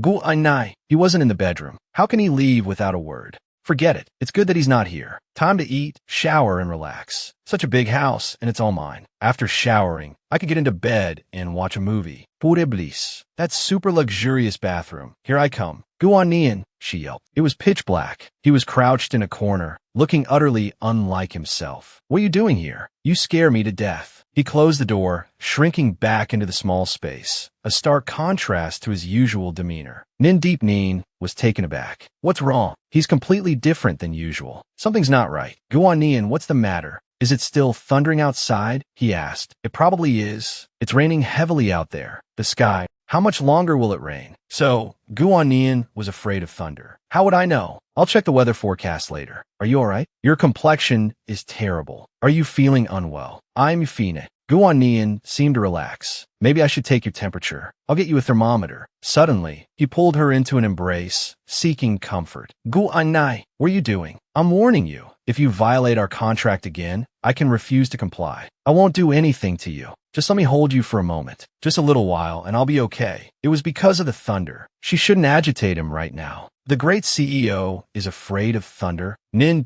put her arms around him, offering reassurance. It's okay. I'm here. I won't leave you, she soothed. He seemed to be calming down, now resembling a wounded puppy. Wait a minute. Aren't I the great dog trainer? Nin thought with a sudden surge of smugness. Don't be afraid. Don't be afraid. Go away, thunder. What was this woman saying? Are you all right? Your color looks much better now. The rain outside seemed to be softening, and the thunder had stopped. Guan suddenly scooped Nin up and carried her into the bedroom. Hey, what are you doing? She protested, struggling in his arms. This was the second time. Third time's the charm, or so they say. If you do that again, I'll... Guan threatened, tossing Nin onto the bed. Oof, she exclaimed. You said you wouldn't leave me, he murmured, starting to undress. Prove it with your body. You said so. Prove it to me with your body. His words echoed in Nin's ears. She broke out in a cold sweat, thinking, is he losing his mind? He moved closer, looming over her. You look at me like that, he observed, noticing her trembling. Are you afraid of me? Nin pushed him away. He's not acting normal, she thought, then replied. Of course I am. This is outside the scope of our contract. Guan, you're crossing the line. We're married. His voice dropped, tinged with a surprising vulnerability. Even if we were truly husband and wife, you can't force me. Don't be afraid, he pleaded softly. I just don't want you to leave. Please don't leave me. Is he acting like a spoiled child? Nin's face flushed crimson. Seeing him unrelenting, she started hitting his shoulders, struggling against him. Of course I'm scared. Who wouldn't be with you on top of me like this? I can't breathe. He buried his face in her chest, murmuring, please don't move. His face was flushed, his breath coming in ragged gasps as he struggled to compose himself. If you move again, I won't be able to hold back. His words conjured up certain images, and Nin's face burned as she stopped struggling instantly. He rolled over, pulling her into his arms. Let's sleep like this. I'm sleepy, he mumbled, pulling the covers over them. Nin hesitated. But I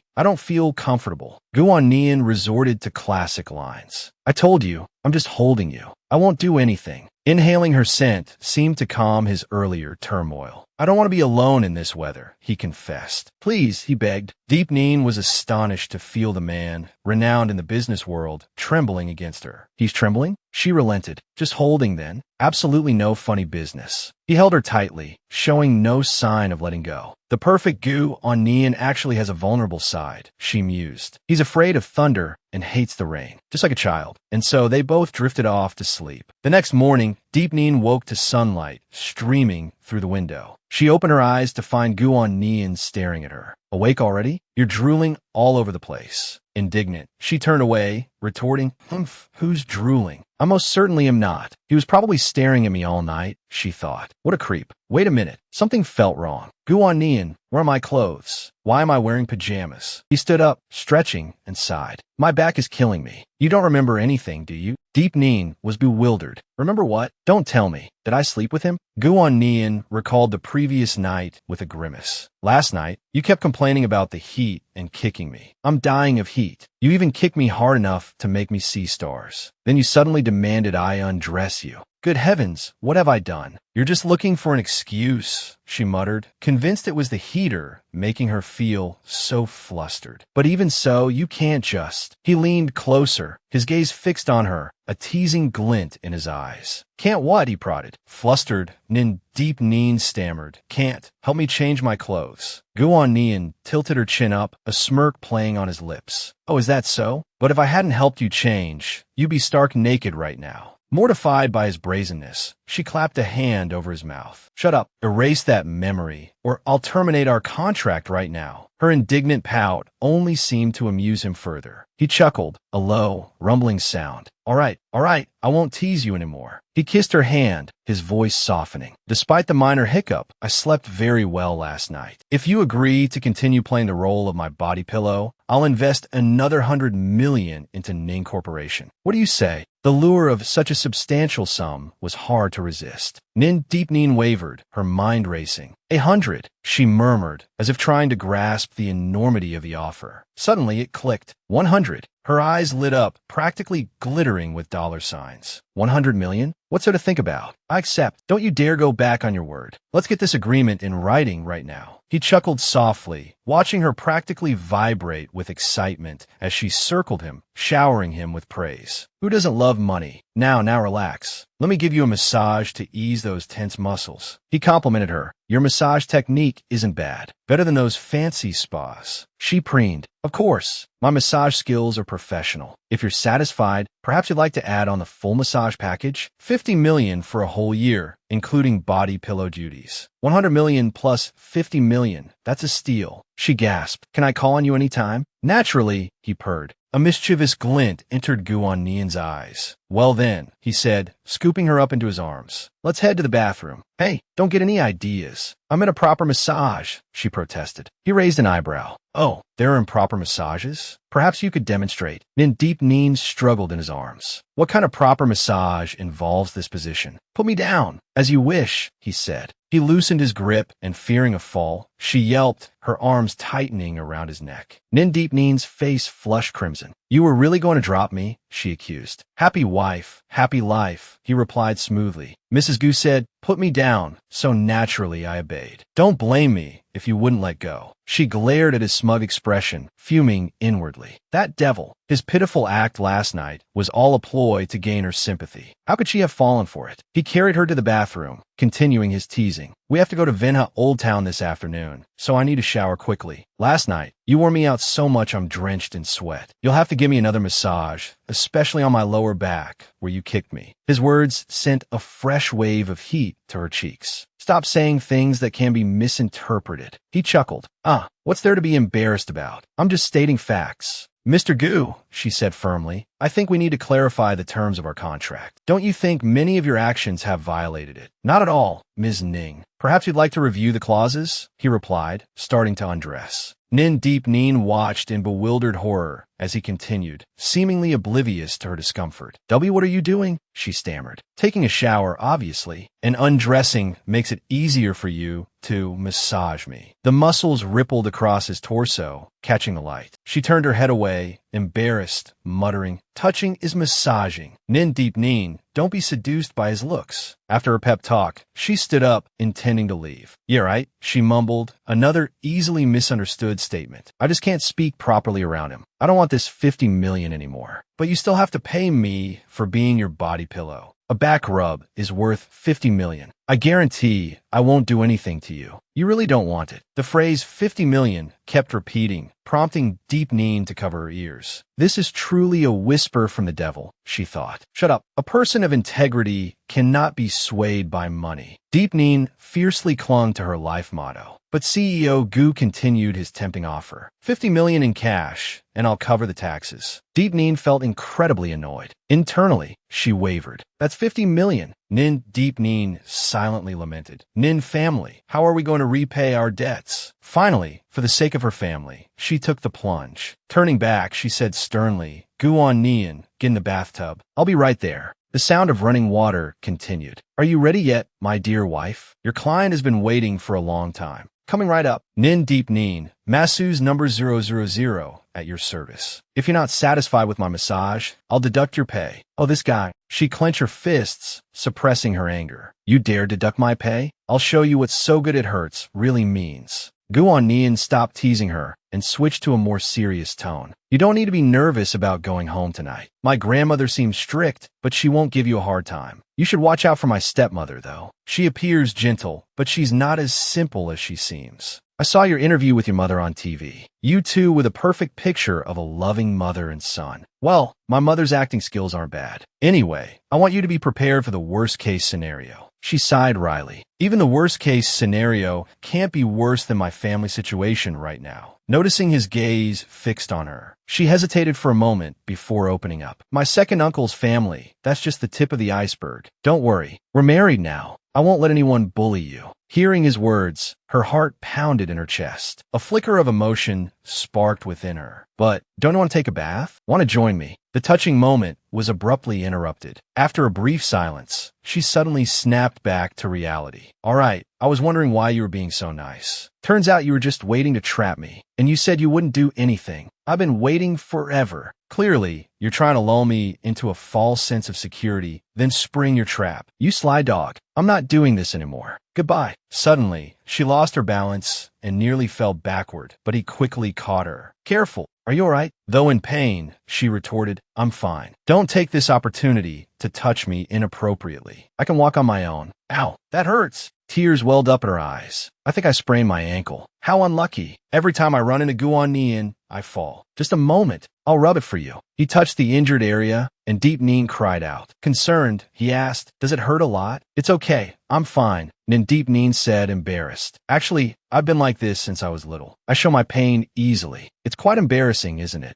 Maybe because... Deep Nin trailed off. It's nothing. Don't worry about what I just said. Why did I suddenly think of something so unpleasant? There's no need to tell him about it. Seeing the flicker of sadness in her eyes, Guan Nian remained silent. He quickly changed the subject. Pain should be expressed. There's no shame in it. You don't need to hide your feelings from me in the future. Deep Nin thought, I realize I don't understand Guan Nian at all. You don't need to pay attention to my feelings. After all, we're just a fake married couple, a contractual relationship, mutually beneficial. She looked at him, her thoughts churning. He treats me so much better than he needs to. He smiled, offering an excuse. That's true. But if we don't practice being an affectionate couple in our daily lives, it will be easy for the media to catch us and dig up some news that isn't beneficial for our cooperation. Deep Nin didn't quite grasp his meaning. Oh, so that's it. Was I overthinking it? Does it still hurt? It doesn't seem to hurt as much anymore. I didn't expect you to be such a dreamer. This isn't the only thing I'm good at, hee. Why are you so smug? Haha, let me carry you to bed. No, I can walk by myself. Didn't we say we need to practice every day? Just leave it to me. He scooped her up decisively. My dear wife, time for the wedding night. This guy is joking around again. Haven't you had enough taking advantage of me already? You're injured. Don't go home this afternoon. I'll call Grandma and explain the situation to her. Deep Nin immediately refused. No need. Let's stick to the plan. I really don't hurt anymore. You're still insisting on going over there with an injured foot? Are you that eager to meet my family? No, it's not that. Although our marriage is fake, during the contract period, I have to meet your family often. I don't want to make a bad first impression, otherwise it will be awkward living together later. You don't have to worry. Their first impression of you definitely won't be good. After all, everyone knows Miss Nin's reputation abroad like the back of their hand. Deep Nin felt a pang of guilt. This wicked woman persona is really coming back to bite me now. Seeing her crestfallen expression, Guan Nian tried to encourage her from a different angle. You can always improve your image in the future. That's not bad, huh? Tears welled up in her eyes. Thank you. You're really good at comforting people. That afternoon at the Gu family home,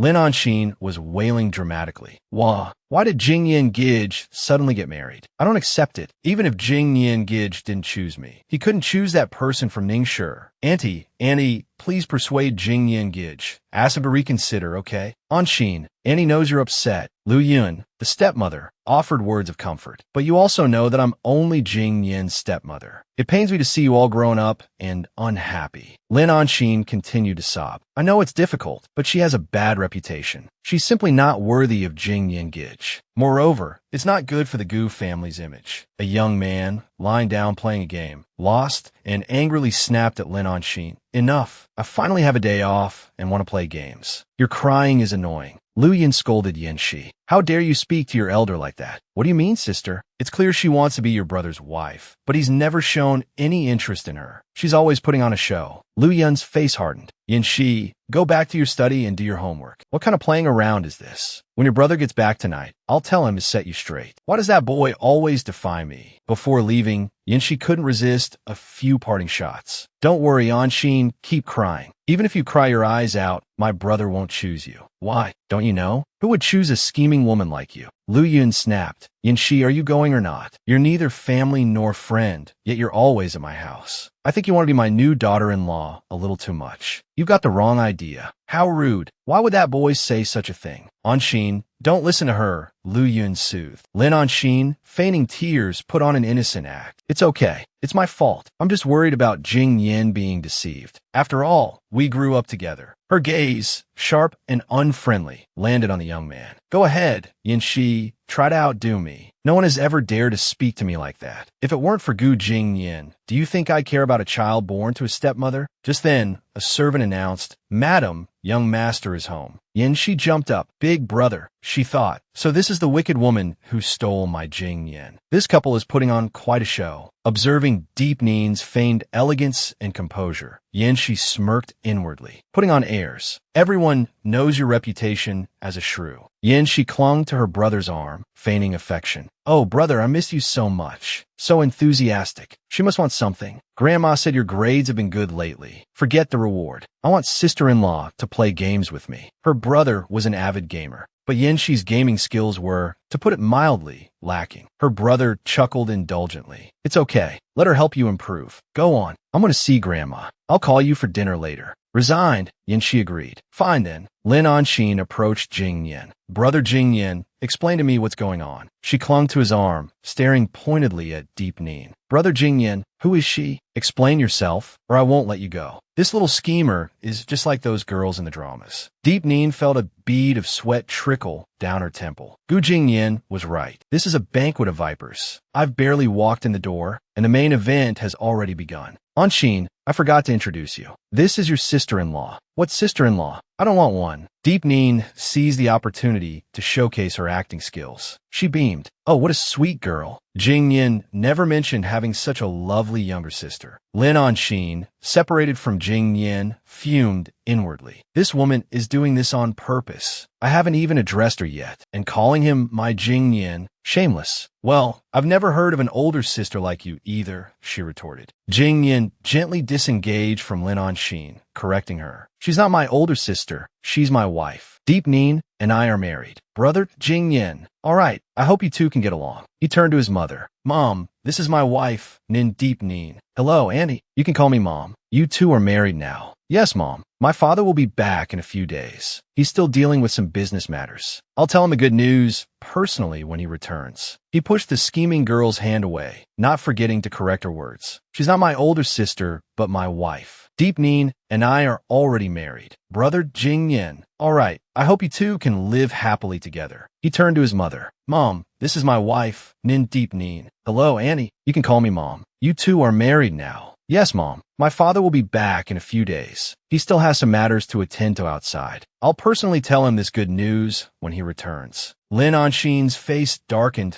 like a stormy sky, her eyes burning with anger. The young mistress position of the Gu family belongs to me. What I want, I won't allow anyone to steal. Nin Deep Nin, I won't let you step into the Gu family so easily. Then, her expression shifting with unsettling speed, she plastered on a saccharine smile and looped her arm through Deep Nin's. Sister Deep Nin, I like you so much. Tell me all about your love story. She turned, her tone sharpening. Lin Anxin, sister-in-law, you have to play games with me. Stop putting on airs. Deep Nin, forcing a smile, tried to appease the younger woman. I can play games with you too. But Gu Yinte, Anshin's younger brother, doused her attempt with a bucket of cold water. Ugh, how boring. I don't want to. Lu Yun, Anshin's mother and Gu Jingnian's stepmother, immediately jumped to her daughter's defense. Gu Yintai, that's rude. Your mother only knows how to defend you, doesn't she? Lu Yun feigned a sigh. It's okay. Yinte has always been childish. I'm used to it. Her words were sweet, but her thoughts were venom. Gu Yinte, your mother is nothing but a pawn placed in the Gu family by the Lin family. Who are you to constantly pick fights with me? Lu Yun seethed inwardly. I'm about to lose it. Anshin, sensing the rising tension, forced a smile. Yinte, I just want to chat with Sister Deep Neen. You're not going to get angry about this, are you? Lin Anshin's patience was wearing thin. Stop putting on a show in front of me. Seeing the situation escalating, Deep Neen intervened. Anzai, Yintai, you play your game first. I'll come find you later, okay? Heeding his sister-in-law's suggestion, Yinte reluctantly agreed. Jingyan, go find Grandma. I'll take Anshin for a walk. Gu Onnian, ever the peacemaker, addressed his brother. Jingyan, brother, I'll take good care of Sister Deep Neen. After Gu Onnian knocked 3 times, knock, knock, knock, a voice called out from inside the room. Come in. Grandma, I'm back. Hearing the voice of her beloved grandson, the old woman quickly put down her magazine. You're back. Are you sure you want to choose Nin Deep Neen? The Nin family is facing financial difficulties. Their internal tax situation is a mess, and there's no unity. With a family like that, you'll face many difficulties in the future. Gu Onnian replied with unwavering conviction. Yes, I'm sure. I'll handle everything else properly. His grandmother nodded, her gaze thoughtful. I trust your judgment. You must have your reasons, but be cautious in your actions. After all, the rumors about Nin Deep Neen aren't good, and they will inevitably affect you. Your father listens to your stepmother a lot these days. You need to keep an eye on things. Yes, Grandma, I understand. Good. As long as I'm alive, no one can shake your position. Gu Anai Sumai. Thank you, Grandma. Don't worry. Deep Neen will be a suitable granddaughter-in-law for you. As grandmother and grandson were talking, a shriek pierced the air from the garden outside. Lin Anshin's voice. The grandmother sighed. There's truly never a peaceful day. Come on, let's go see what happened. She took off her glasses, a mischievous glint in her eyes. I'm old, and I enjoy a bit of excitement. As they stepped outside, they saw Lin Anshin sitting on the ground, feigning distress. Gu Onnian asked what happened. Deep Neen, playing the part of the innocent victim, answered with a pathetic tremor in her voice. She pushed me. I don't know why she's so angry. She glanced around, ensuring the 4 members of the Gu family were listening intently. Deep Neen continued her performance. Maybe I accidentally said something wrong and upset her, but I didn't mean to. Jingyan, brother, my leg hurts so much. Gu Yinte, disgusted by the display, scoffed. Oh, boo-hoo. I'm right here. Why aren't you complaining to me? You fell, but you're not even scratched. You're acting like you're dying. Who are you putting on a show for? Lu Yun rushed to Anshin's side, her face etched with concern. Yinte, that's enough. Anshin, my poor dear. Emboldened by her mother's support, Anshin pressed her advantage. Sister Deep Neen, I know that my relationship with Jing Yin is quite good, and maybe you're uncomfortable with that. You can just tell me directly, and I'll be more careful in the future. Afterward, Lin Anshin put on a pitiful expression, tears welling in her eyes. What? Sobi. Lu Yun immediately turned to Deep Neen and scolded. Miss Nin, the Anshin family and the Gu family have known each other for many years. I think you need to explain this, especially in front of grandmother. The 2 maids behind grandmother seized the opportunity to whisper to each other. Just as rumored, this new young madam is causing trouble as soon as she arrives. If grandmother dislikes you, you won't have a place in the Gu family. Let's see what you'll do this time. While Anshin was feeling smug, Gu Onnian's voice rang out. Grandmother, there must be a misunderstanding in this matter. I believe Deep Neen. Unexpectedly, Deep Neen responded, there's no misunderstanding. I pushed her. Her words stunned everyone present. Why couldn't you talk things out properly instead of resorting to violence? I thought the rumors were false, or perhaps a misunderstanding. I never thought your character would be this terrible. Only Anshin felt a flicker of unease. Why is she saying this? If this is considered terrible character, then I admit I'm not a good person. I genuinely liked Anshin and wanted to be friends with her, so I went out with her. But I didn't expect her to say that I'm not worthy of being Jing Yin's wife, that she should be the young madam, that I should get out of the Gu family. Lin Anshin's face paled. Her heart pounded as Deep Neen continued. I never imagined Anshin would be this kind of person. It's truly disappointing. Perhaps I'm just narrow-minded and not tolerant enough. Gu Onnian's face turned cold as he questioned Anshin.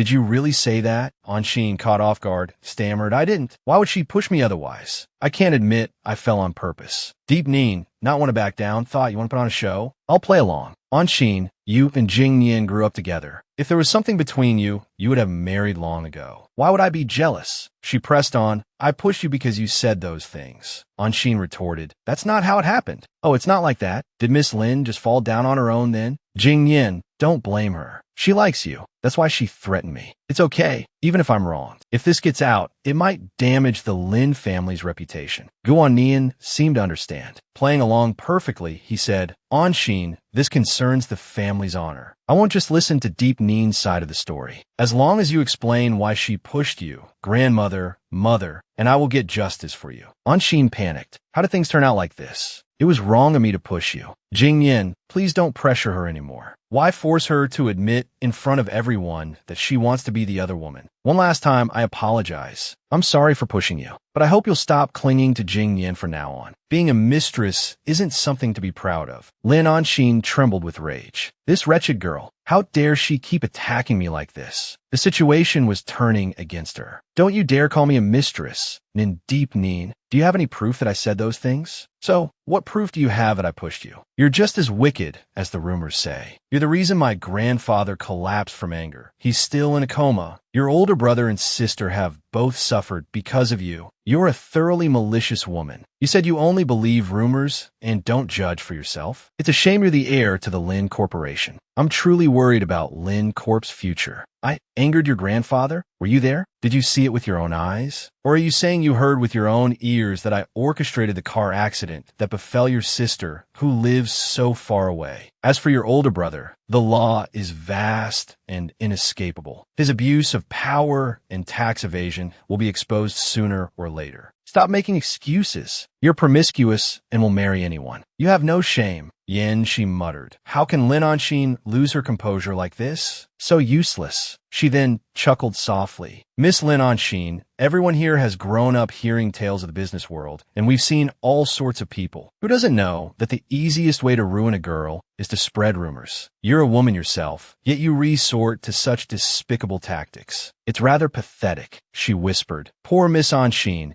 She can't even argue against that wicked woman. She's out of arguments. She can only resort to fabrication. Miss Anshin is so well protected by her family. She only knows how to be bullied. Gu Yente sighed. Are you very free? He started as he noticed the grandmother. Grandmother, we were wrong. I'm tired. Let's go back. Yes, grandmother. Jing Yin, you believe me, right? Anshin pleaded, her voice trembling. Anshin, you're a guest here. I won't make things difficult for you. Yin, she thought. He's actually this gentle? Does he believe the rumor spread by that hateful Nin Deep Neen? All right, Anshin, Lu Yin soothed. Andy believes you're a good girl. Let's leave it at that. Andy will take you home first. Anshin shook her head slightly, feigning a limp. But my ankle is sprained. Go home and rest well. Anshin nodded meekly. Yes, I'll go back first. You've worked hard, mother. Leave Deep Neen to me. Gu Jingyin said with a hint of frustration.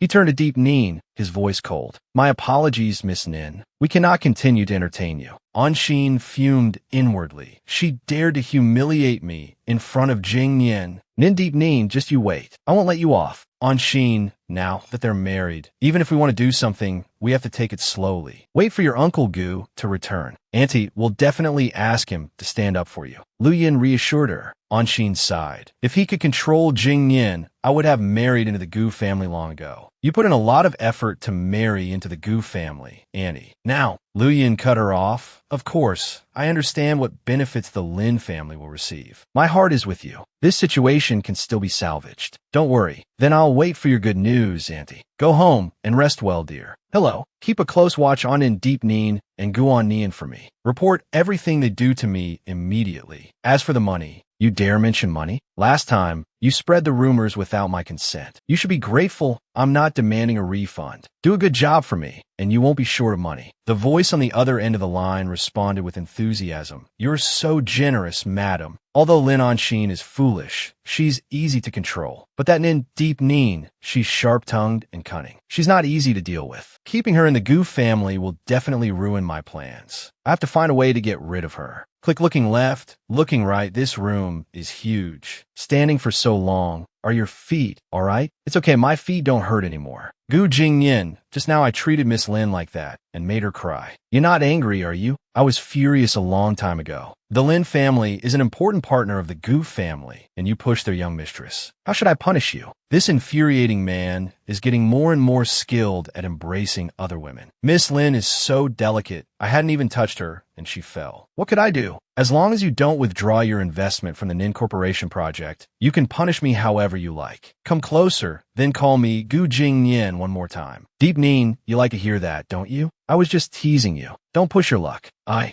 still want to explain to you a little about what just happened. Pushing someone, does that kind of thing even need an explanation? Sit down. My husband's eyes don't seem to be blind yet. It seems you're already very experienced. You've made me worry for nothing. Didn't I already tell you? We've known each other since we were young. If you knew Lin Anshin's personality, why would you indulge her? Clap clap, come here. Walls have ears. Does the Gu family's bedroom have eavesdroppers? Why is your wealthy life like a spy movie? If you want to know, come here. Size, tell me, what's the big secret? A sudden shriek echoed. You said there was a secret. You were tricking me again. I wasn't tricking you. I'm serious. The relationship between the Lin family and my family is probably much more complicated than you imagine. Because, he paused for a moment, then continued, because the Lin family killed my mother. What's going on? I'm still investigating the details. So, for the time being, I can't turn against the Lins. It seems I thought the Gu family situation was too simple. Although our marriage is fake, what we face in the future are the affairs of an entire family, and it involves murder. I've been debating whether or not to tell you this. If you're scared, you can back out at any time. Scared? I'm not that cowardly. You telling me is actually a good thing. This way, I'm mentally prepared to deal with anything. The business world is like a battlefield. I never go into a fight unprepared. So, if in the future, I hurt you because of Lin Anshin and the Lin family, can you forgive me? You're my benefactor. Is there even an option to not forgive you? That's right. After all, we're just in a contractual relationship with money as the foundation. A bitter laugh if you chose not to forgive me. I might actually be a little happier. At least it would prove that you care about me, even just a little. He didn't seem very happy. This person is so strange. One moment he's like this. The next he's like someone else entirely. I can't understand what he's thinking at all. Could it be that my answer dissatisfied him? Don't worry. Stands up. You and I are in the same boat. You help me, and I will naturally do my best to support you. Smile's very good. I didn't misjudge you. No one is more suited to be my wife than you.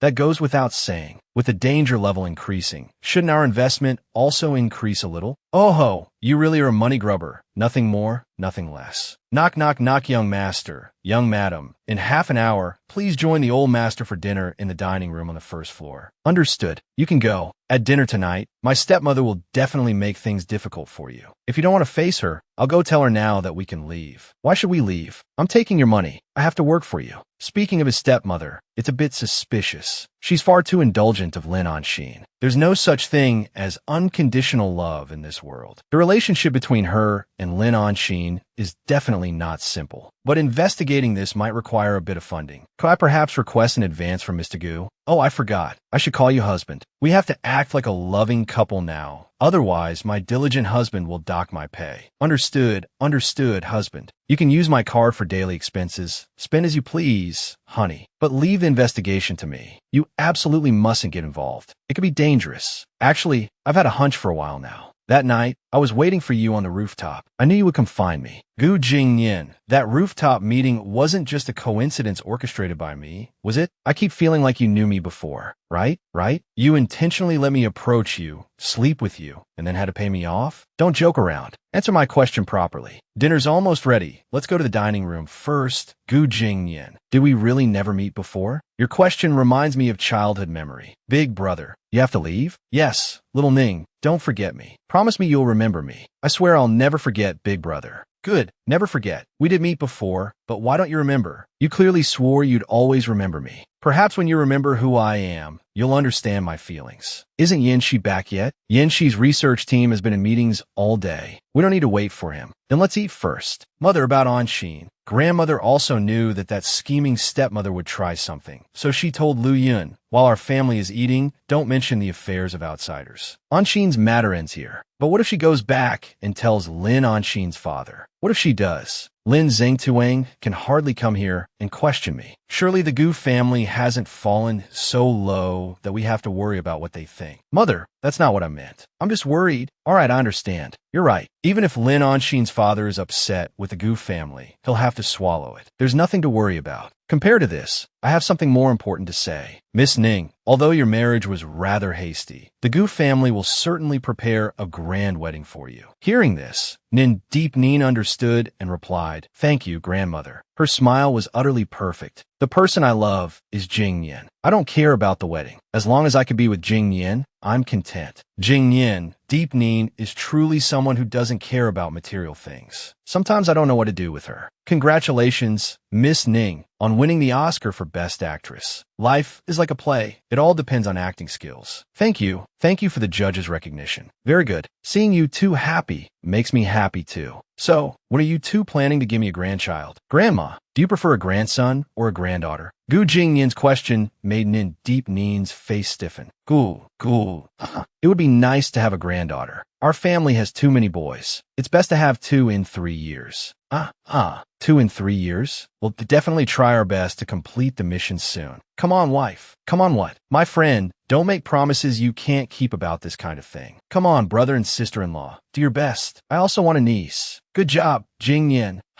About this. This is quite rushed. Grandma's getting on in years. If she gets to hold a great-grandchild, she might feel 20 again. Deep Nin, am I right? Exactly. Where am I supposed to conjure a child from? Grandma, wait for our good news. Do your best. Save me. This is practically a public execution. This can't be delayed. Go back to your room and focus on producing a team for Grandma. All right, we'll go. What are you saying? You shameless scoundrel. For 3 years, you two have been self-sufficient, haven't you? Clearly, using the excuse of being busy with work is enough to get by. Just make Grandma happy. I'm just afraid that if we disappoint her later, it'll be an even bigger blow. How could she bear it if I lied to her like that? Ouch, what are you doing? Stop making that face. Then just do it with me and don't disappoint Grandma. What do you mean? Make me your real wife. Jing Yin, don't tell me you like me. That's right. I've liked you for a long time. I've liked you since a long time ago. Thump, thump, thump, You're really scary when you joke seriously, right? How are we going to sleep tonight? There's only one bed. This guy's mouth, not a single truthful word. I've been tricked. Isn't this big bed enough for Miss Nin to roll around in? Of course we'll sleep together. Come on, time waits for no one. Goosebumps. Be serious with me. This guy's addicted to playing the affectionate role, isn't he? Right? So sleepy. His energy is too good. He tormented me all night without sleep. My throat is almost raw from yelling. In reality, they were playing cards. I won. You cheated, didn't you? Losing all night. What bad luck. Drink some water and get ready to rest. It's so noisy. Who's watching TV this late? Yin-Shi, why aren't you asleep yet? Good evening, sister-in-law. This young man is the second young master of the Gu family, Gu Yin Kim. You got the wrong person. I'm Nin Deep Yin.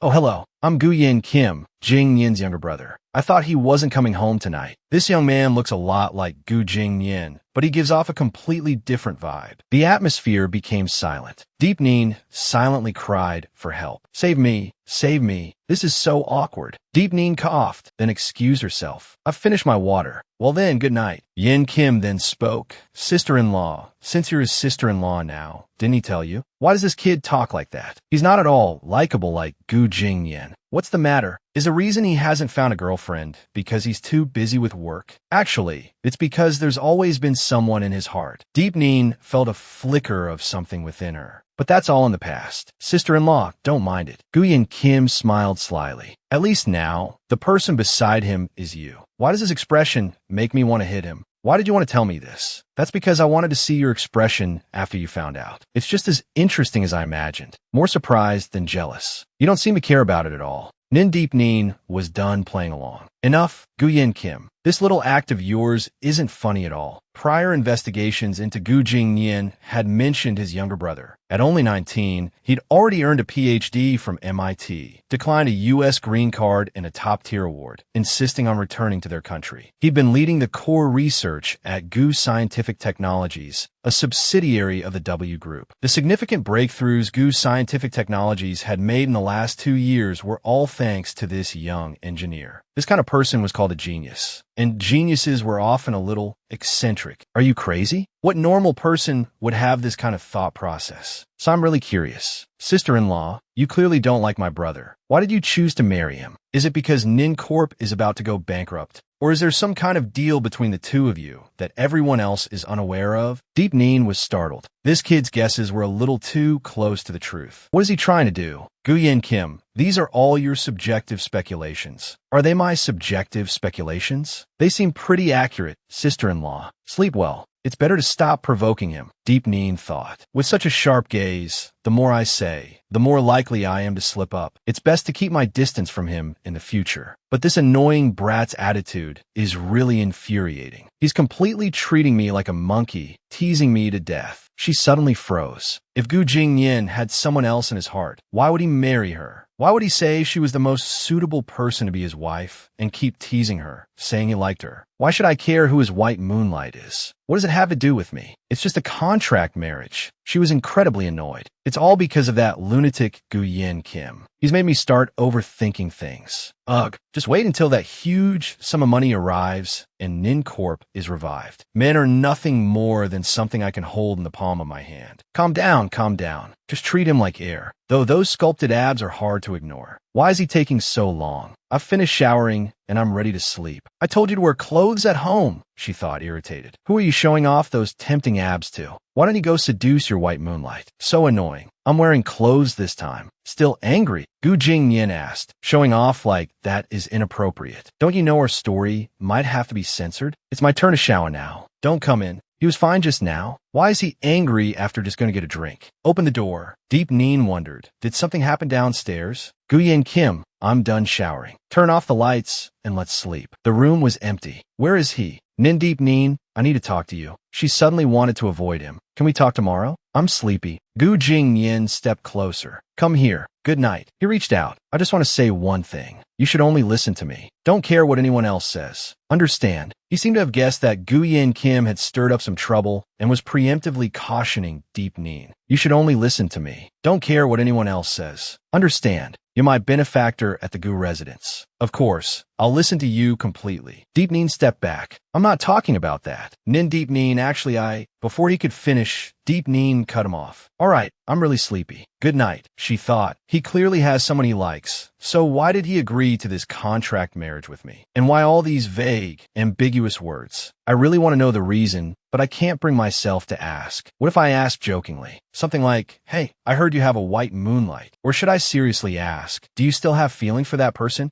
Or maybe something a bit more serious. Gu Jingyin, do you realize how irresponsible you're being by marrying me? But what right do I have to question him like that? Our relationship is just a contractual agreement, a mutually beneficial arrangement. I shouldn't overthink it. I haven't even realized I've fallen for Gu Jingyin yet. Why don't you remember anything? You heartless blockhead. You're sleeping pretty soundly, though. A caress. This is your punishment for forgetting me. Now prostrate yourself. Just now, I wanted to talk to her directly about it, to prevent her from overthinking. But she's clearly avoiding the topic. Could it be that she hates me? Actually, that night, I originally planned to surprise her for our reunion. I organized a dinner party, intending to let Xia Yuan pester her first. Then I'd appear like a knight in shining armor. Who knew that unreliable guy would get stuck with a clingy actress and stand me up? By some unfortunate twist of fate, everything went off script. She showed up on her own, but she only saw me as her prey. She didn't remember me at all. It killed me. But if fate has brought us together again, I won't let her go. It doesn't matter if she's forgotten me. Compared to the past, I want to present her even more. I'll make her truly fall in love with me. A week later, he asked to see me again. I don't know what kind of trick he's planning this time. My dear brother, it's been a while, hasn't it? Nin Nam Zheng, the eldest son of the Nin family. Little sister, you have to help me. I can't stay in this wretched place another day. You know your brother has never suffered a day in his life. The living conditions in this detention center are truly terrible. Look, I'm already starving. If I stay here a few more months, I'll definitely. We're family. We should help each other out. I know I haven't been the best brother in the past, but I've done a lot of reflecting lately and realized you're the most trustworthy person I know. It seems he still doesn't know about my marriage. Now, he remembers we're family? Brother, you never treated me like a real sister before. That's all in the past. I've truly reflected on my actions. Everyone in business has some dealings with shady things, but I was unlucky enough to be reported for illegal fundraising. Think of a way to use your connections, bribe some people, and get me out of here. Brother, do you really not understand what you did wrong? Breaking the law is breaking the law. Stop making excuses for yourself. The law is the minimum standard of morality, not a measure of right and wrong. This rotten brother of hers still hasn't realized the crime he committed and is still trying to justify himself. I know, I was wrong. It's normal for you to be angry with me. When I get out, I'll definitely make it up to you. Actually, I've already thought of a few ways to make a fortune. If we two cooperate, we can definitely make the Nin Corporation even stronger. Hearing this, Nin Deep Nin sneered. A cold, disdainful sneer. Nin Nam Jung, I don't mind telling you now. The person who reported you was me. Illegal, fundraising, and tax evasion? You'll be in here for at least 15 years. Nin Nam Jung, unable to maintain his facade any longer, flew into a rage. Nin Deep Nin, you damn bitch. It was you who stabbed me in the back. I really shouldn't have come to see him. I actually held onto the delusional hope that a few days of education would make my brother admit his mistakes. It seems I was ridiculously wrong. Rest assured, to save the company you love most, I will continue to gather evidence of your crimes. Spend a few more years in prison. Learn a few more years of moral lessons. You bastard, what kind of attitude is it for a daughter to be raised by a mistress? I curse you and your home-wrecking mother to share the same short life. Mistress? Brother, you know in your heart whose mother is the real mistress who climbed her way up. My deceased mother, and I have endured enough of your filth. These aren't the old days. Just confess your wrongdoings, Nin Deep Nin. You can't even properly log into the new server. You're capable of framing your own family? You'll go to hell. Watch your behavior. Sit down, you bitch. Just you wait. Why be sad? I've gotten my revenge, haven't I? That kind of person can't even be considered family. Mom, I really miss you. The meeting didn't go very well. Huh? Gu Jingyin, what are you doing here? I came to protect you. I was afraid that you might go to Nin Corp later and be bullied by them. I figured the CEO of Gu Scientific Technologies could lend a hand. What do you think, Gu Jingyin? It seems like he can always appear when I need him most. Sorry to let you see me like this. It's all right. Every family has its share of scum. Don't be sad and heartbroken over him anymore. I haven't even eaten lunch yet, and I came to find you. Come eat with me. Eating is eating. Why are you taking the opportunity to hug and take advantage of me? You damn scoundrel. Give me back my heartfelt emotion. This little punk is determined to frame Nin Deep Nin. You damn snake. I absolutely will not let you live in peace. Wang Gao of the Heavenly Slaughter, wait until I get out. I will definitely kill you. As soon as Nin Deep Nin left, Qin Sheng sent people to cause trouble. CEO Nin, Qin Sheng, what are you doing here? To see how miserable I'm living? I don't have that kind of hobby. This is Tuong then, the top lawyer from the Dawu law firm. With him helping you with your second trial, there definitely won't be a problem. CEO Ning, hello. Based on the information we have, the current probability of success for your second trial is less than 10%. When appealing again, we can cite our disagreement with the verdict of the first trial as the reason. But this requires us to examine the information you have to see what can be used. Nin Nam Zheng, seeing such a young lawyer, felt hopeless. What use is such a young lawyer? My win rate since I entered the profession has been 100%. I absolutely do not take cases I'm not confident in winning. CEO Nin, you can trust me. Qin Sheng, why are you being so kind as to proactively help me? Just tell me, what's your purpose? If this Nam Zheng was so smart, he wouldn't have drawn up a dirty contract and ended up in here. I won't hide it from you. I'm interested in your younger sister, Nin Dac Nu. What? If that's the case, then I can't trust you even more. That damn brat locked her older brother, me, in jail. Will you really side with her? Qin Sheng, after a long moment of contemplation, seemed to grasp the situation. So it seems you're still in the dark. Nin Deep Nin and Gu Jingyan of the W Group are married, you know. Nin Nam Zheng sputtered. What are you talking about? Watch your mouth. Sit down. Qin Sheng smirked. Without a little leverage, how else could I get you out of here? Look, Qin Sheng continued, leaning closer. If neither of us wants a scene in Deep Nin with Gu Jingyan, we might as well cooperate. Tell me everything you know, and I might just be able to help you get out of this place. And speak normally, no more whispering. Understood. A guard glanced over, and Qin Sheng gestured for Nin Nam Zheng to sit back down. Don't worry, he reassured him.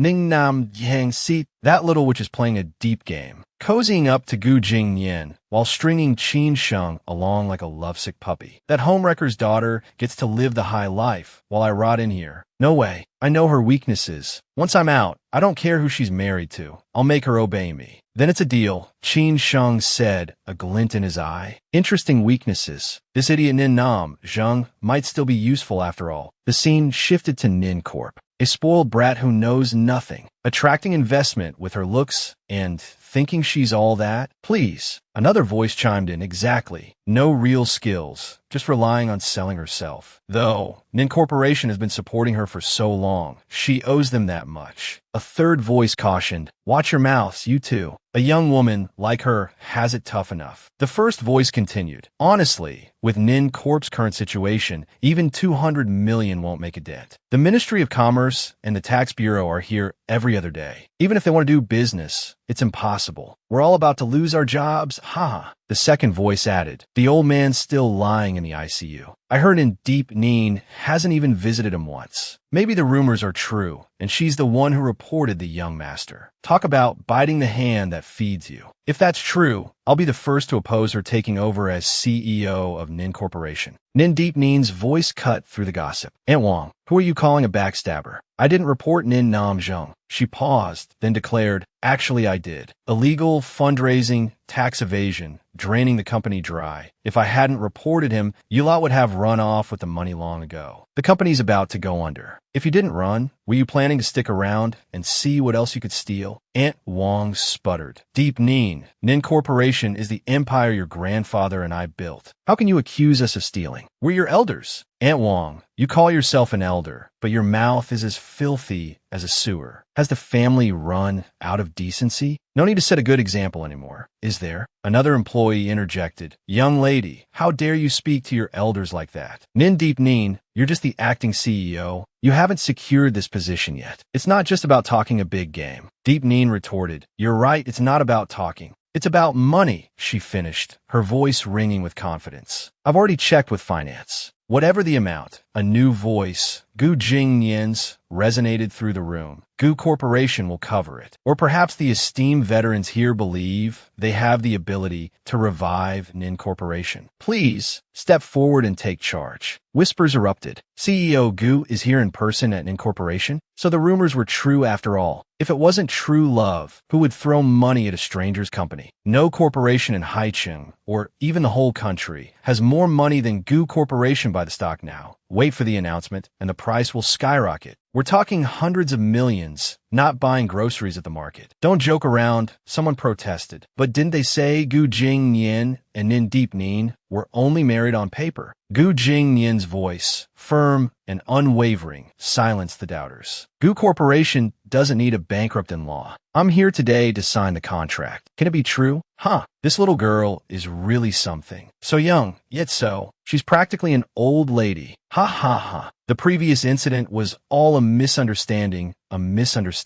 Everyone's been on edge lately, searching for solutions, harboring some resentment. I hope CEO Gu understands. It's understandable that with the company in trouble, as a member of the board, I'd be worried. But before I sign this investment contract, I have a request. CEO Gu, as the investor, we will certainly cooperate. The person who just insulted my wife must be removed from Nin Corporation. Sunlight streamed through the window, touching Nin Deep Neen as she reached for her phone. So sleepy. My goodness, it's already 1:30? Strange. I've been waking up later and later. I feel like I haven't slept properly at all. She glanced at the empty space beside her. Gu Jingyan wasn't there. Of course, he was probably already at the office by now. That day, it was fortunate he was there to help me. I didn't expect that flirt to be so decent. If he hadn't been there, I wouldn't have been able to handle those slippery old foxes so easily. Thanks to his company's capital injection, Nincorp isn't on the verge of bankruptcy, but it's still in the early stages of recovery. If we want long-term growth, Nincorp needs to rely on its own business development. My immediate priority is to clear out the internal saboteurs hindering our progress. The principle is simple, but putting it into practice won't be easy. I suspect a fierce battle is brewing. Exhausted, she looked in the mirror, noticing the dark circles under her eyes and her pale complexion. She figured the recent overtime was taking its toll. If I get some time, I need to go to the spa and pamper myself. Her phone rang. Hello, Hin-ni. What's up? A voice on the other end exclaimed, My dear girl, you're just brushing your teeth now? Do you know what time it is? Don't even start. Lately, I can't wake up in the mornings, and I'm constantly tired at work. But wait, you haven't told me why you called. Hin-ni's frantic voice filled the phone. Chumiya. My stepmother said there was something urgent and asked me to come over. Turns out it's a blind date with that jerk, Hong-win. A blind date? Calm down. I'll be right there. Wait for me. If that womanizer tries anything funny, I'll be the first to tear him apart. Hin-ni looked at the lavish spread on the table, a feast fit for royalty. She stammered, Mr. Ha, is this a camel at lunch? Hong-win, clutching a bouquet of red roses, declared dramatically, This is a welcome gift for you. I hope you like it. He added narcissistically, No woman can resist roses as passionate as me. Ahaha. Hin-ni's first step in gracefully declining this blind date was to project an image of pure innocence. She giggled shyly. Oh, Mr. Ha, you're too kind. Inwardly, she fumed. What is this lunatic doing? This is so old-fashioned. Don't look at me like that. I'm quite traditional. I believe in men working outside and women staying home. Miss Luong, if you marry into the Ha family, you won't need to work. Just stay home, raise children, and tend to your husband's needs. And the second step in my elegant refusal of this blind date is to unleash my unyielding masculinity. Hin-ni chuckled, thinking, No need, I'm quite happy with my work. So, if we have a few kids later, what then? Think we could form a whole soccer team? That would be fantastic. She inwardly assessed the situation. I've got this guy figured out. He doesn't want to be here either. Let's see how long he can keep up this charade. Oh, Miss Liang, thinking about bearing heirs for the Ha family already? Seems you're eager to marry into our prestigious lineage. Of course, I'm a traditional woman. My dream has always been to be a virtuous wife and a good mother. It would be your blessing to marry into the Ha family, Miss Liang. But understand this, if I haven't slept, you won't sleep either, and you'll be up before me, preparing 3 meals a day. That's perfectly fine. It's a wife's duty, isn't it? Hong-win thought, as Hin-ni remained unfazed by his pronouncements. I've laid it on thick, but she's not even angry. This girl is tougher than I thought. I figured I'd have to be somewhat polite, given she was introduced by my grandfather. Forget it. Let's cut to the chase. I was just putting on an act for you, trying to give you a way out. Couldn't you tell? You really have no discernment. Don't even dream of stepping foot into the Ha family. Oh, so fierce. Couldn't you tell I was putting on an act too? I thought we could just chat nonsense for a while, save face, and then go our separate ways. Hong-win was taken aback by her sudden shift, completely bewildered. Young Master Ha, your ability to repel people is truly impressive. Try to play games with me? You're still wet behind the ears. I'm excellent at reading situations. Weren't you trying to provoke me into ending this date so you could walk away scot-free? You're a despicable, shameless man. Your goal was to put all the blame on me so you could make a clean getaway. You truly are a contemptible, spineless excuse for a man. Hong-win felt like he'd been slapped, then bombarded with verbal artillery fire. The one who's truly blind is you, young Master Ha. You're so used to being surrounded by sycophants, their sweet words filling your head with arrogance. Do you really think you're so desirable? Without your money, you're nothing but street trash. Anyone with a lick of sense in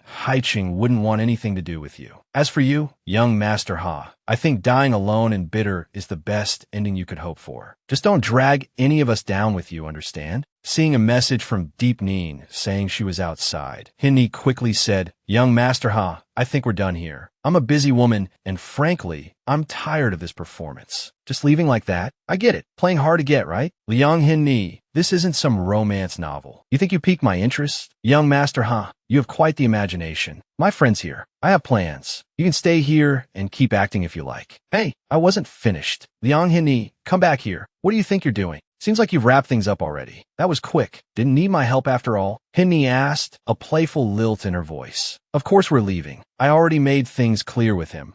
Deep Neen replied, a hint of satisfaction in her tone. I was worried he'd be difficult to deal with, but it turns out I overestimated him. You know, a playboy like him couldn't even form a coherent sentence in front of me. Deep Neen glanced back at Hong-win. He seems to be in a daze. And he giggled. Did you unleash your inner feelings on him again? Honestly, I'm practically doing a public service by getting rid rid of him. Look, he's already leaving, isn't he? Hearing footsteps approaching, Hin Ni's heart pounded. Wait, he's coming back. What's he doing? Han Wen's voice, laced with a strained authority, cut through the air. Luong Hin Ni, stop right there. This blind date was arranged by my grandfather. You can't just leave like this. You need to hear me out. He grabbed her arm. Hin Ni, let go of me, she protested. Nin Deep Nin arrived just in time to intervene. Mr. Ha, she addressed him coolly. How's your celebrity girlfriend doing these days? Recognizing her, Hong Win quickly withdrew his hand. You're Gu Jingyin's wife. What are you doing here? Deep Nin's expression remained composed. I'm here to pick up my friend. Is there a problem, Mr. Ha? Han Wen's mind raced. A friend? So that's how it is. No wonder she looked at me like I was some kind of cockroach earlier. He turned to Deep Nin. If we've established that, then we'll be leaving now, won't we? He turned back to Hin Ni. Miss Luong, wait. I'm really not the kind of person you think I am. Hin Ni scoffed. Oh, please. There's nothing to explain. Mr. Ha, you were just about to lay your hands on me. If I hadn't stopped you, who knows what you would have done? Hong Gwyn desperately tried to salvage the situation. No, it's not like that. Please listen to let me explain. Seeing the two women about to leave, he reached out to stop them again. I really didn't do anything. I know you've got the wrong idea about me because of the gossip. Honestly, I just wanted to ask Miss Luong to help me put on a show for my grandfather. That's all. Hinny glared at him, her eyes flashing. Oh, really? Some people are just terrible actors. I think Mr. Ha's usual smiles in the gossip magazines are all genuine, don't you? Deep Nin, playing along perfectly, pulled out her phone and read aloud a headline. Giant gold digger greets the morning, she announced dramatically. Then another, Hanwen's 3-minute romance, continuously basking in spring for 30 days. And finally, with a flourish, Hanwen's lovers all share one trait, sexy and leggy. She looked up at him, feigning concern. My, Mr. Ha, you really have no taste, do you? Han Gwyn stood frozen, speechless, unsure how to respond. He trembled, practically begging. Please, ladies, stop. I was wrong, okay? You know how those reporters are, always twisting things to get clicks. The two women exchanged a look, wary of his continued attempts to justify himself. I hate men who play with women's feelings, Hinni declared coldly. Let's go, Deep Nin. With that, she delivered a swift, decisive kick to Han Win's shin and walked away, then turned and left with Deep Nin. Come on, let's go for a walk. The young man, unexpectedly dumped, collapsed to the ground, trembling with rage. He muttered, Liang Hinni, you're too much. Deep Nin, thoroughly amused, teased her friend. Hinni, are you too kind? You should have kicked him lower. Considered a public service? Haha. Hinni chuckled. You're right. How could I forget? Such a blunder. Such a blunder. Haha. Han Wen's face darkened with humiliation. My patience has limits. Since the dawn of time, no one has dared to treat this young master like this. Liang Hinni, you just wait. Don't let me find your weakness. The young man was practically in tears from the embarrassment. Wah, I hope the paparazzi didn't catch that. The image I've spent my youth cultivating gone, ruined by that shrew. Deep Nin and Hinni walked to a nearby park and sat down to rest. Deep Nin bought some ice cream and handed one to Hinni. Hinni, how are you going to explain this to your family? Hin and he slumped, feeling utterly helpless. How can I explain it? Even if I don't say anything, that Hong Gwyn will tell my stepmother. Then she'll just set me up on more blind dates. Honestly, though, that Hong Gwyn, despite his terrible personality, at least looks human. Seeing Hinni sigh repeatedly, Deep Nin offered some comfort. All right, stop sighing. It's bad luck. Hinni responded with a weary indifference. Don't you think my life is already unlucky enough? You haven't seen my previous blind dates. Hinni then recounted her experiences for Deep Nin. I've met countless blind dates. One overly confident guy suggested, I work a lot of overtime, so you have to be able to handle being alone. Then there was the one with purple hair. And, what's worse, his personality was just as purple as his hair. He was all about sisterhood. Oh, honey, your wardrobe is so last season. After we're married, Mama will get you looking fabulous. And don't even get me started on the most recent one. An old man practically on his deathbed who still wanted a young wife. Little Liang, I'll give you 200,000 a month. You just have to be beautiful, huh? Hin en he shivat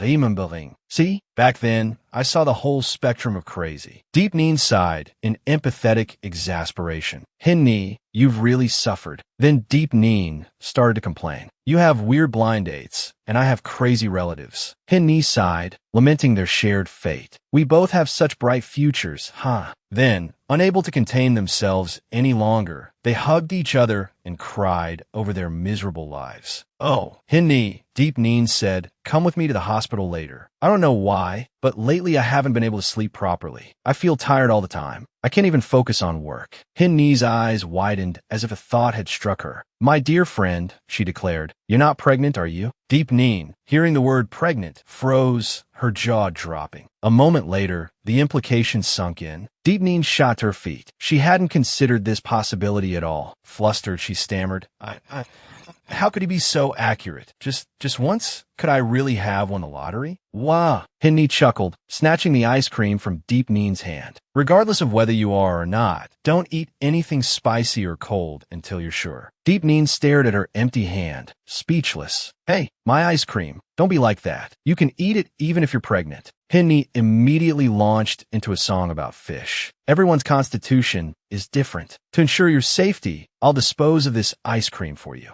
Deep Neen sat beside her, dejectedly weeping. Wah, what if I really am pregnant? Hearing the question from her best friend, Hinni snapped to attention. Then, of course, you use the child to blackmail him into splitting his assets with you. After that, you can support yourself, and I can be a beautiful flower vase, enjoying wealth and prosperity. All our problems will be solved.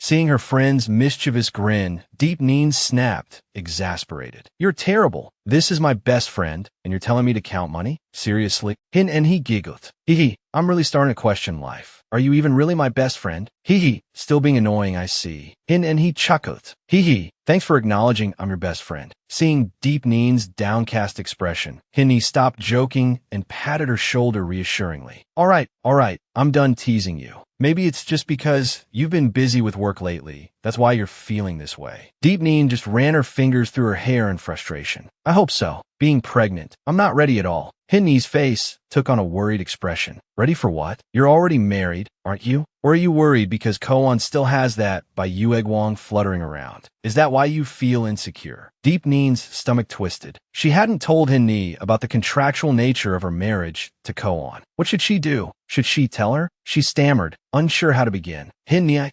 Sensing her friend's hesitation, Hinni interrupted. Regardless of what secret you're keeping from me, right now, I just want to ask you one thing. Are our families just in this for the money? Our marriages aren't our own choices. So, I think you being able to choose who you marry is already better than me. If you have feelings for him, then why not be bold? Take a step forward and capture his heart. Deep Neen's mind was in turmoil. She looked at the stream of people passing by and murmured, step forward? But ours is just a marriage of convenience. Talking about love is too far-fetched. Deep Neen looked down at her stomach, placing a hand on it gently. Just thinking about being pregnant makes me feel uneasy. I'm probably not, right? Meanwhile, at the W Corporation, a secretary led Ko-on's grandmother into his office and bowed. CEO Ko, Madam Ko has arrived. Seeing his grandmother, Ko-on immediately stood up, a worried expression on his face. Grandmother, why are you here? You have a hospital checkup tomorrow. Why aren't you resting at home? Grandmother Ko chuckled. Haha, it's nothing. I just wanted to get out and about, get some fresh air. Yeah, and she's on summer break, and she's been chattering nonstop at home. I'm about to lose my mind. Grandmother Ko settled into a chair and continued to complain. She keeps going on and on about wanting to take me to some cultural relics exhibition. It's driving me crazy. Ko-on solicitously helped his grandmother into a more comfortable position. Please, grandmother, sit down. If she's bothering you, I'll talk to her tomorrow and take her on a trip around the world. She can come back when school starts. Grandmother Ko shook her head. Yin, she cares about me. I know that. She's a smart girl. I just hope she can stay this innocent. Ko-on's voice was filled with conviction. Don't worry, grandmother. With me here, and she won't go down the wrong path. Grandmother Ko hurriedly reminded him. Don't forget, your father, strictly controlled by his wife, always believes your stepmother. Don't blame me for urging you.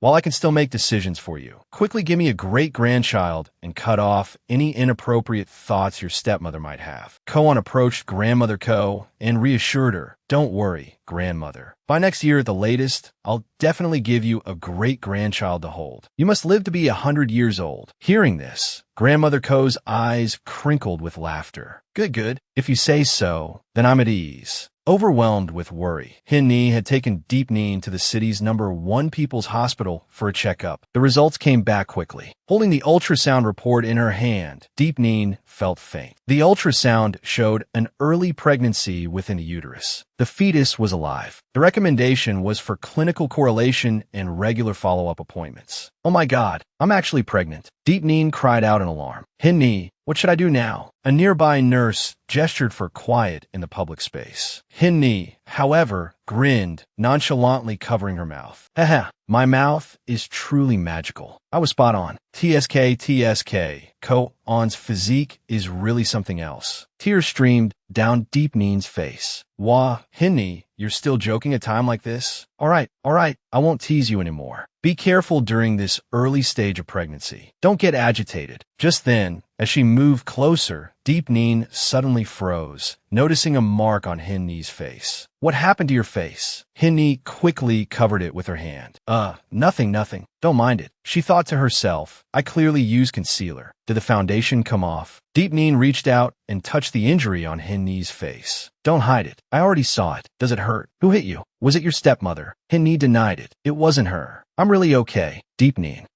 Deep Neen, anger rising within her, bombarded her with questions. If it wasn't her, then who is it? Stop lying to me. Hinni hesitated for a moment, then confessed. It was my dad. He accidentally pushed me, and I hit the corner of the table. Hearing this, Deep Neen's blood boiled. What? He pushed you? I'm going to your house right now and help you get even. Deep Neen, fuming, grabbed Hinni's hand and started to pull her along. Seeing her friend's haste, Hinni cautioned, Hey, you're pregnant now, so walk slowly. Deep Neen, still upset, continued to question her as they walked. He definitely hit you in place of that wretched younger brother of yours, didn't he? He just lets your stepmother push you into the fire. And he's so brainless that he protects that stupid brother of yours. Your brother is his son, but are you not his daughter? That misogynistic jerk. Today, I'm going to get justice for you. Deep Neen, I'm really okay. Slow down. You need to be careful. Their conversation was overheard by Ko-on. Hearing Deep Neen's name, he turned his head to look. Why is she at the hospital? Seeing her grandson's strange behavior, grandmother Ko asked, What's wrong? Ko-on collected himself and replied, Nothing, grandmother. Let me take you inside first. After the door closed, he looked in the direction Deep Neen had gone and instructed his secretary, Doikon, go investigate whether my wife was at the hospital today. See what happened. Yes, Mr. Company. Worrying not at him. Could she be sick? Why wouldn't she tell me? Could it be something serious? Outside the hospital gates, Deep Neen was still furiously pulling Hinni along. All right, Deep Neen, stop pulling me. Stop. Hinni, her voice thick with melancholy, turned to Deep Neen. You coming here was pointless. Even if you demand justice for me today, what about tomorrow? What about the day after? A slap followed by candy. It's been like this for years. Unless I can escape this house. But how? They'll only treat me worse. Deep Neen, walking ahead, stopped dead in her tracks, her friend's words a painful weight in the air. She looked back at Hinni, her heart aching. Hinni, forcing a smile, tried to reassure her. Don't worry, Deep Neen. I'm not one to suffer in silence. And don't be sad for me. You're pregnant, remember? Getting upset isn't good for the baby. The mention of the baby brought fresh tears to Deep Neen's eyes. The baby, I have to figure out what to do. Hinni's voice was gentle. Deep Neen, don't cry. You're a precious pregnant woman now. Worst case scenario, we ditch the dad and keep the baby. I can more than support you both, so don't worry. Come on, let's get some sweets and cheer up. Wait, Deep Neen choked out. Let me borrow your shoulder for a minute. She buried her face against Hinni, sobbing uncontrollably. There, it's okay, Hinni murmured, feeling a pang of guilt. I should be the one comforting you,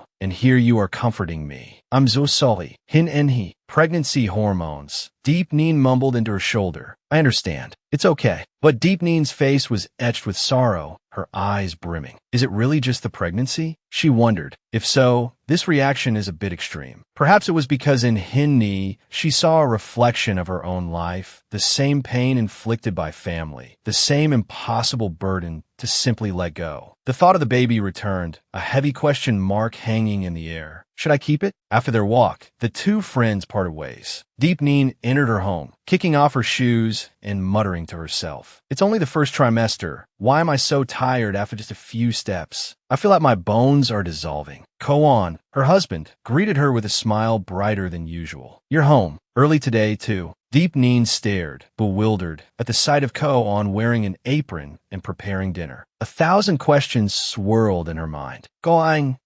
cooking. He came over and gently massaged her shoulders. You seem a bit down lately, so I bought some ingredients to boost your energy. Deep Neen was completely lost. Boost my energy? What are you talking about? Wait, let me put my bag down first. Is this part of the happy couple act? Got ein Feigen Opfens. Of course it is. A pot of fragrant soup simmered on the stove. Ko-on, beaming, launched into an enthusiastic explanation of his culinary creation. Free-range chicken, raised on a diet of bamboo shoots in the forest, completely natural and hormone-free. And fresh mushrooms, flown in directly from Yunnan. Simmered together, they'll stabilize your mood and nourish your qi. Guaranteed to revitalize you. I carefully controlled the heat the entire time, so the flavor should be perfect. Deep Neen looked at him, hesitation clouding her eyes. Should I tell him about the doctor's appointment? What am I even hoping for? Don't get caught up in this. She reached for the test results in her purse, then froze. We have a contract. That night was just an accident. Seeing him fussing over her, preparing this meal with such care, a warmth spread through Deep Neen. It had been so long since anyone had cooked for her like this. So very, very long. An image of her parents flickered in her mind, a bittersweet pang of nostalgia. Seeing no reaction from Deep Neen, Koan turned and gently chided her. Don't just stand there. Come and help me get the bowls and chopsticks. Dinner's almost ready. His words, so commonplace, struck a chord within her, echoing the phrases her parents used to utter. Sweetheart, dinner's almost ready. Back then, each time she heard those words, she would excitedly rush to ask, Mom, Dad, what are we having tonight? A wave of emotion washed over Deep Neen. The feeling, so long forgotten, a forgotten warmth of happiness, resurfaced. Unbidden, tears welled in her eyes and began to fall. Seeing her bowed head in silence, Koan approached, a teasing smile playing on his lips. Have I, your husband, moved you to speechless adoration? Come, sit down. Let's eat. A fierce battle raged within Deep Neen. If she took this step, could she truly find a new home, a home that belonged to her? Steeling her resolve, she clenched her hands and blurted out, Koan, I'm pregnant. At her words, he reached out, cupping her cheek, his gaze filled with tenderness and affection. I know, being pregnant is joyous news. Why are you crying? Did you think I wouldn't want this child? Suddenly, a flicker of confusion crossed Deep Neen's face. Wait a minute. How did you know I was pregnant? Seeing her puzzled expression, he chuckled and explained, I was at the hospital today for a checkup with grandmother Ko and happened to see you and Henny leaving. My wife goes to the hospital, such an important matter, and doesn't tell me. As your husband, of course, I had to find out what was going on. Before Deep Neen could voice her hesitation, he cut her off. Don't worry about anything. I'll take responsibility. He seemed to have misunderstood her. Her mind wrestled with a lingering unease. What she truly wanted to ask about were Ko Kim's words from the other day, about the other woman who held a special place in Koan's heart. What was she supposed to do about this white moonlight? He continued to reassure her, you don't need to worry about a thing. I'll arrange the best medical care for your prenatal checkups. If you have any requests, just tell me. The most important thing right now is to take good care of yourself and our little one. Hearing the concern in his voice, she lowered her gaze and murmured, I won't do anything to harm the baby, so don't worry. Sensing her lingering hesitation, he asked, is there something else bothering you? Unable to bring herself to ask him about the white moonlight, she deflected. It's nothing. It's probably just the family matters and work, making me a little uneasy. I wasn't prepared for this pregnancy. Looking at the soup, her heart was a tangled mess. I can't bear to look at him, she thought. What expression does he have right now? Is he worried about me? Or just the baby? It seems I'm more greedy than I realized. Seeing her lost in thought, Ko-on quickly suggested, how about we fake it till we make it? Try liking me. What do you say? His words snapped her back to reality. What did you say? Fake it till we make it? Is he suddenly confessing?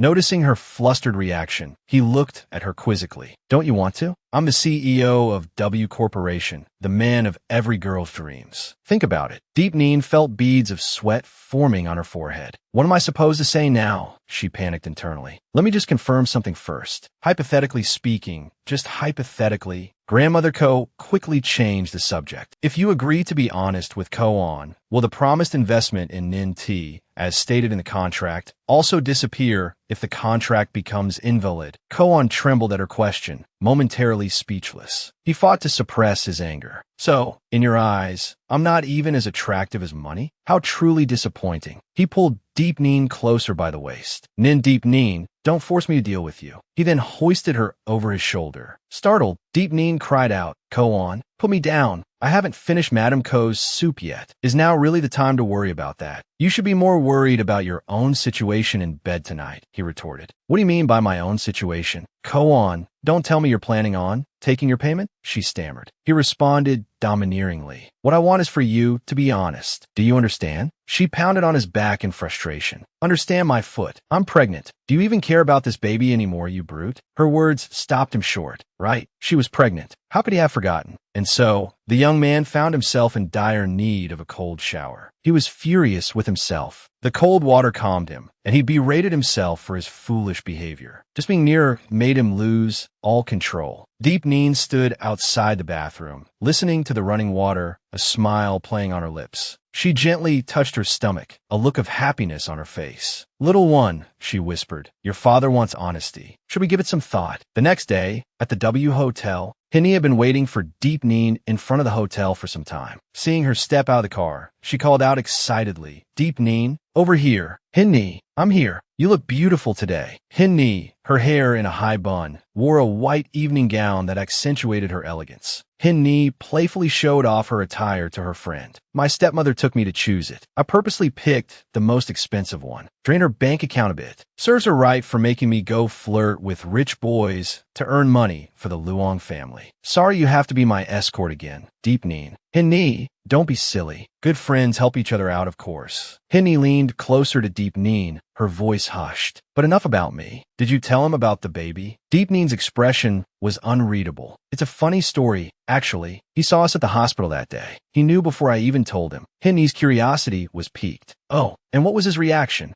Deep Neen whispered in Henny's ear. He told me to keep the baby and focus on taking care of myself. Henny was overjoyed for her friend. That's wonderful. You were so down before. I thought that jerk Ko-on wasn't going to take responsibility. Deep Neen's eyes, a little less shadowed with sadness, offered an explanation. Ko-on's grandmother has always wanted to hold a grandchild. Maybe it's just to please her. She paused, then continued. Henny, actually, he and I. Deep Neen was about to tell Henny about her marriage contract when a shrill voice interrupted. Oh my God, isn't that my dear cousin, flown up the branches to become a phoenix? Deep Neen recognized the familiar voice and glanced over. Speak of the devil. It was Nin Chu Yuyan, accompanied by a friend. Both of them erupted in mocking laughter. So, big sister, now that you've climbed up to the high branches, you want to help your good little sister hook a big fish too? The friend, feigning ignorance, chimed in, hello. Tu Yuyan, what do you mean? I don't get it. Nin Tu Yuyan sneered. You haven't heard? Miss Long, desperate and hungry, stooped so low she even went on a blind date with that good-for-nothing second son of the Ha family. The friend gasped theatrically, covering her mouth. Oh my, you mean the infamous Hong Wen? A man I wouldn't take even if he were offered to me. Isn't she the precious daughter of the Luong Corporation? Didn't anyone in her family try to stop her? Nin Chu Yuyan, adding fuel to the fire, continued. Oh, that's right, I almost forgot. Miss Luong's mother passed away a long time ago, so I guess there's no one to teach her any manners. Together, they continued their loud pronouncements. Isn't that right? Otherwise, why would she need to go out with her good little sister to seduce men at a business dinner? Ah, Deep Neen's face darkened. She forced herself to remain silent, watching her friend. She bit her lip, thinking if this were anyone else, Henny would have already retorted. She's only holding back because she's worried about me and the trouble I might face at home. Deep Neen stepped forward, facing her venomous cousins. Her voice was cold as she replied, Hong Wen might be worthless, but your fiancé isn't exactly a prize either. She glanced at Henny. At least Henny could refuse Hong Wen. What about you? You're not even fit to lick Henny's boots. I see you're not only dressed like a fly, but you also enjoy buzzing around a pile of dung. Nin Chu Yuyan flushed crimson with rage. You? Regaining her composure, she retorted, stop trying to sow discord. Do you have any proof that he's unfaithful? Even if he does fool around, so what? Men are like that. They'll play around and then come home eventually. But that doesn't include Hong Wen. As she uttered these words, a cold voice cut through the air behind her. Hong Wen himself, looking at her with disdain. Who told you that men always come home? Don't you think having a little something on the side after marriage is even more exciting? Nin Chu Yuyan's blood ran cold. One of life's greatest embarrassments is being caught red-handed while gossiping. Her face paled. She stammered,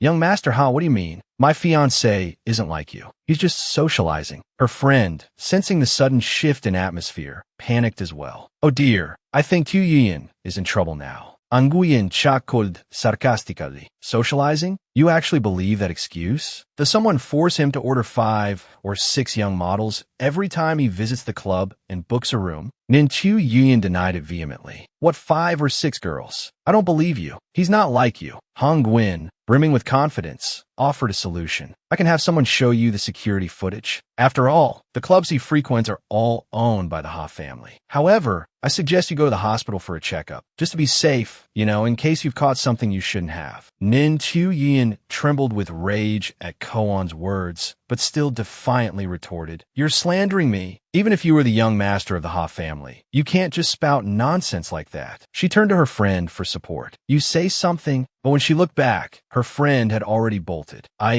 I need to use the restroom. Sudden urge, gotta go." Chu Yin cursed under her breath. Useless. Gnashing her teeth, she seethed, "Damn it. I can't believe Hong Nguyen is actually defending them. A disgraced, illegitimate child, and a fake heiress that the family treats like dirt. What do they have that I don't? Just you wait. The higher you climb, the harder you fall. I don't believe your good fortune will last." After that, Nin Chu Yuan was completely ignored. Hong Nguyen approached Hin Ni with a bright smile. "Miss Luong, let's forget our past disagreements. How about we get to know each other again? Give me a chance to be the knight in shining armor who escorts you 2 ladies inside. What do you say?" He glanced at Deep Nin. "Looks like someone wants to steal your job." And he chuckled, "Unfatsit. I'm not worried. Not in the slightest." She smiled at Deep Nin. "Well, shall we go in? Let's not waste any more time on him." As the 2 women turned and walked away without a second glance, Hong Nguyen spluttered indignantly. "Hey, what do you mean, waste of time? You're just going to ignore me like this? I just helped you out of a sticky situation,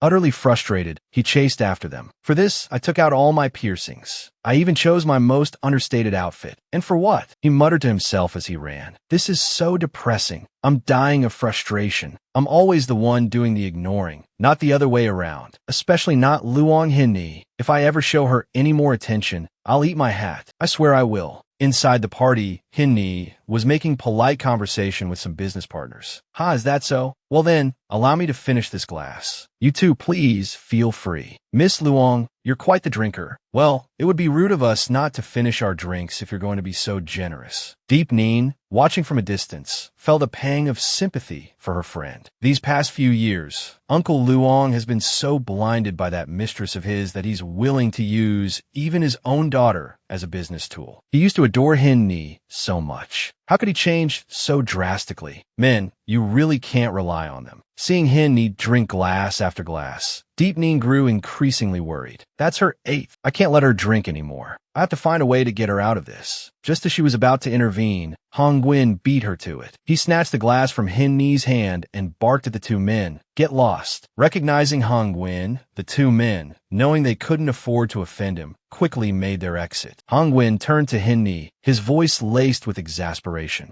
"Luong Hin Ni, what are you doing? Just drinking whatever they give you. Do you think you're some kind of legendary heroine who can hold her liquor? Couldn't you see they were deliberately trying to get you drunk?" Hin Ni, equally irritated, shot back. "I'm not stupid. Of course I could see that. You're just a potential suitor, not my husband. Don't act like you've caught me cheating. You might not care about losing face, but I do. What I do is none of your business. Stop bothering me. Now, if you'll excuse me." She pushed past him and walked towards Deep Nin. Seeing Hin Ni sway and nearly fall, Deep Nin quickly reached out to steady her. "Hin Ni, be careful. How are things going?" Hin Ni replied in a low voice. "Let's find somewhere to rest and talk. My stomach is really upset." Hong Nguyen stood frozen, a knot of frustration in his chest. "Right, we're just on a blind date. Why should I bother meddling? Chasing after her isn't my style." Hin Ni walked alongside Deep Nin, muttering to herself, "Men are unreliable. Even good ones change, just like my father. I definitely shouldn't hold any hope for them." Deep Nin guided Hin Ni to a long sofa and sat her down. Rummaging in her purse, she grumbled, "That stepmother of yours, how many men does she think you can handle? It's a good thing I brought a hangover remedy. It won't work instantly, but it should at least ease your stomach." Hin Ni took the remedy and quickly swallowed it, then leaned her head against Deep Nin's shoulder. "It's a good thing you're always there for me. Your bag really is like Doraemon's magic pocket. You have everything." Deep Nin chuckled. "Stop flattering me. Seriously, though, you should cut ties with your father.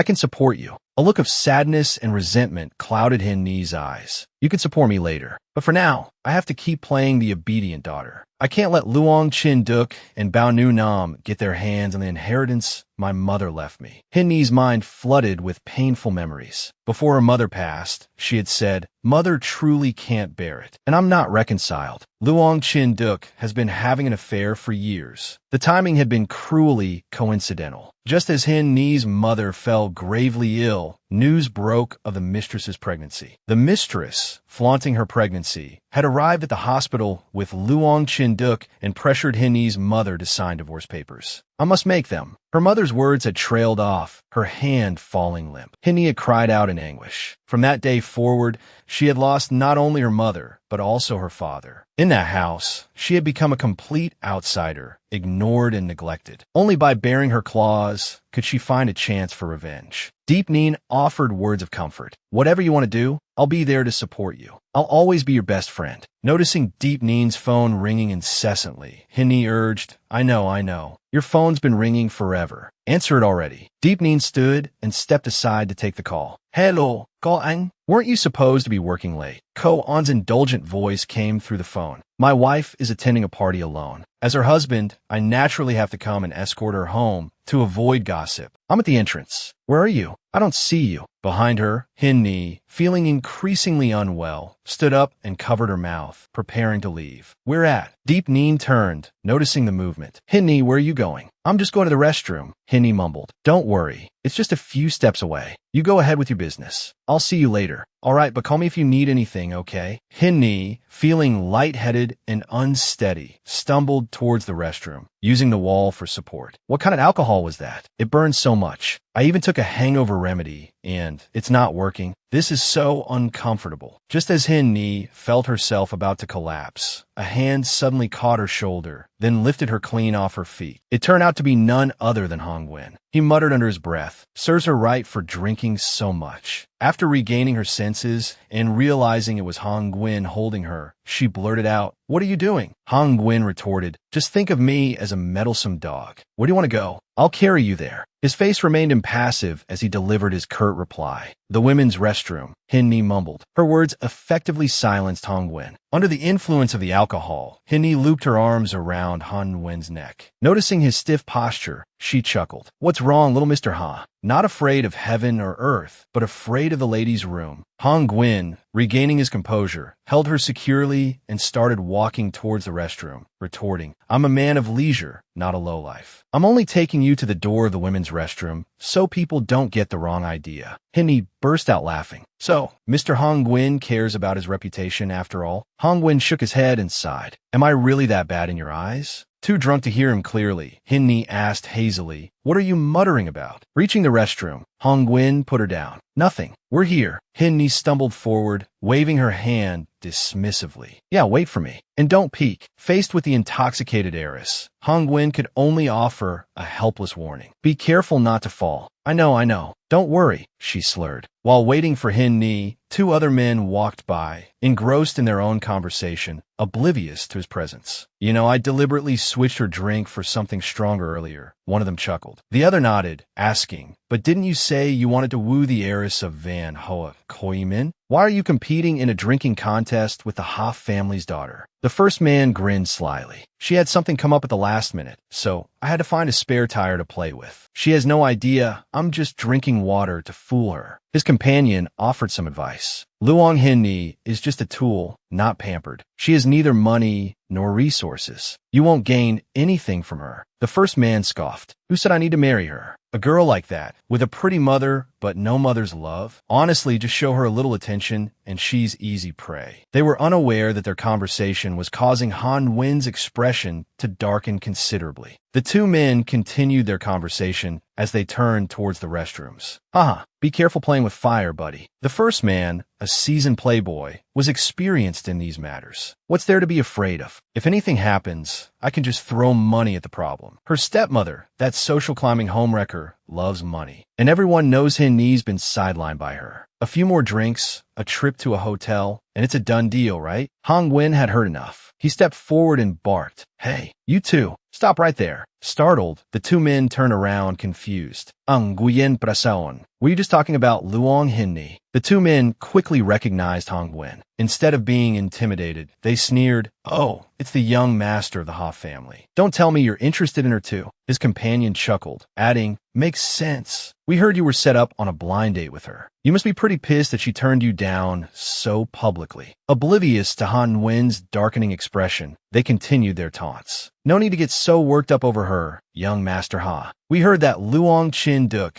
gave Inni a good beating when she got home that day. Some girls just need a good thrashing to learn their place. Look at her now. Got a why out here letting loose." Fury coursed through Hong Nguyen. He lunged forward, grabbing one of the men by the collar, eliciting a startled yelp. Hong Nguyen glared, his voice tight with anger. "Explain yourself. What did you just say?" The man stammered nervously. Hey, young Master Ha, calm down. You probably haven't heard, but Luong Chin Duk had to punish his daughter after she embarrassed you that day. He had to appease your family. We're just helping you vent your frustration." Han Wen's rage intensified. His grip tightened. "So, you deliberately got her drunk? Knowing her situation, you intentionally poured fuel on the fire? You're scum." The other man, seeing his friend struggling to breathe, nervously intervened. "Young Master Ha, please calm down." The man in Han Wen's grasp feigned ignorance. "What are you so angry about? I'll let you have her first, if that's what it takes." Disgusted, Hong Nguyen gritted his teeth. "What did you say? What do you take her for?" Before the man could respond, Hin Ni appeared, interrupting the escalating confrontation. Hong Nguyen, stop. She grabbed his wrist, attempting to pull him away. Hong Nguyen resisted. "Hin Ni, why are you stopping me? You don't know what these bastards were saying. I have to teach them a lesson." Hin Ni had overheard their conversation. She didn't want the situation to escalate, or for Hong Nguyen to get involved. "It's enough. Everyone's here to enjoy the party. There's no need to make a scene." Hong Nguyen protested. "But they were insulting you." Hin Ni tugged at his arm insistently. "It's fine. Just come with me." As they walked away, the two men continued their gossiping. What the hell was that? Some kind of drama? Looks like Luong is having second thoughts. Still wants to latch onto the Ha family. And Hong Nguyen is so desperate he's protecting damaged goods like her. Once they were alone, Hong Nguyen pushed Hin Ni against a wall, demanding answers. "Now that we're alone, tell me, why did you stop me? Are they holding something over you? Why are you degrading yourself like this?" Hin Ni, her head throbbing and her body weary, rubbed her forehead and replied weakly, "A rich young master like you, raised in a greenhouse, wouldn't understand. We're from different worlds." Hin Ni swayed, her face pale, her body weak. She leaned heavily against Hong Nguyen, who muttered, "Serves you right. You clearly can't hold your liquor, yet you drink like there's no tomorrow. Are you crazy? I don't even want to deal with this." Despite his gruff words, Han Wen's hand carefully supported Hin Ni, preventing her from collapsing. Sensing his displeasure, Hin Ni tried to explain, "Don't misunderstand. I'm just using your shoulder for a moment." He wrapped an arm around her, his voice low. "Don't worry, I'm not interested in you." Then he suggested, "If you don't want everyone seeing you like this, follow me to the restroom up ahead. We can wait it out there." His words made sense, and she nodded, allowing him to lead her away. Unbeknownst to them, they were being watched. Hong Nguyen glanced around cautiously, checking to see if anyone had noticed them. A young woman in a green dress quickly ducked behind a wall. She thought to herself, Hong Nguyen sneaking a woman into a private room? But who is she? Could it be Luong Hin Ni? No, it can't be. She just rejected his advances. Someone as proud as Hong Nguyen wouldn't help her. A darker thought crossed her mind. What if it's Nin Deek Neen, their beloved third sister? Now, that would be interesting. The Ice Queen and the Playboy. That's the kind of scandal the paparazzi would love. A sinister smile spread across her face. She sauntered towards the door and slipped a doorstop into the lock, trapping the two inside. A man and a woman alone in a room. Even if nothing happens, no one will believe they're innocent. She giggled, pleased with herself. Now you're stuck. With so many guests at this party, once this scandal breaks, even their families won't be able to suppress it. The fun is just beginning. Meanwhile, Nindik Neen had been searching everywhere for her friend. On Nian, "Have you found Hin Ni yet?" she asked her husband. He shook his head. "Not yet. I've looked all over the hall and outside, but I can't find her." Nindik Neen's worry deepened. "She's not in the restroom, and she's not in the hall. Where could she be? He gently placed his coat around her shoulders. Don't worry. Security is tight here. Nothing bad will happen. Maybe she went to the garden for some fresh air? Deekneen considered this. That's possible. Let's go look there. Yes, but don't rush. It's late, and it's getting cold. Put on your coat first. His concern warmed her. He's so thoughtful. He extended his hand. There's one more important thing before we go out. Confused, she placed her hand in his. He clasped her hand tightly, his grip firm. His next words made her heart flutter. There are a lot of men here. I don't want my wife being ogled, he declared possessively. Whether it's your hand or your gaze, they belong to me alone.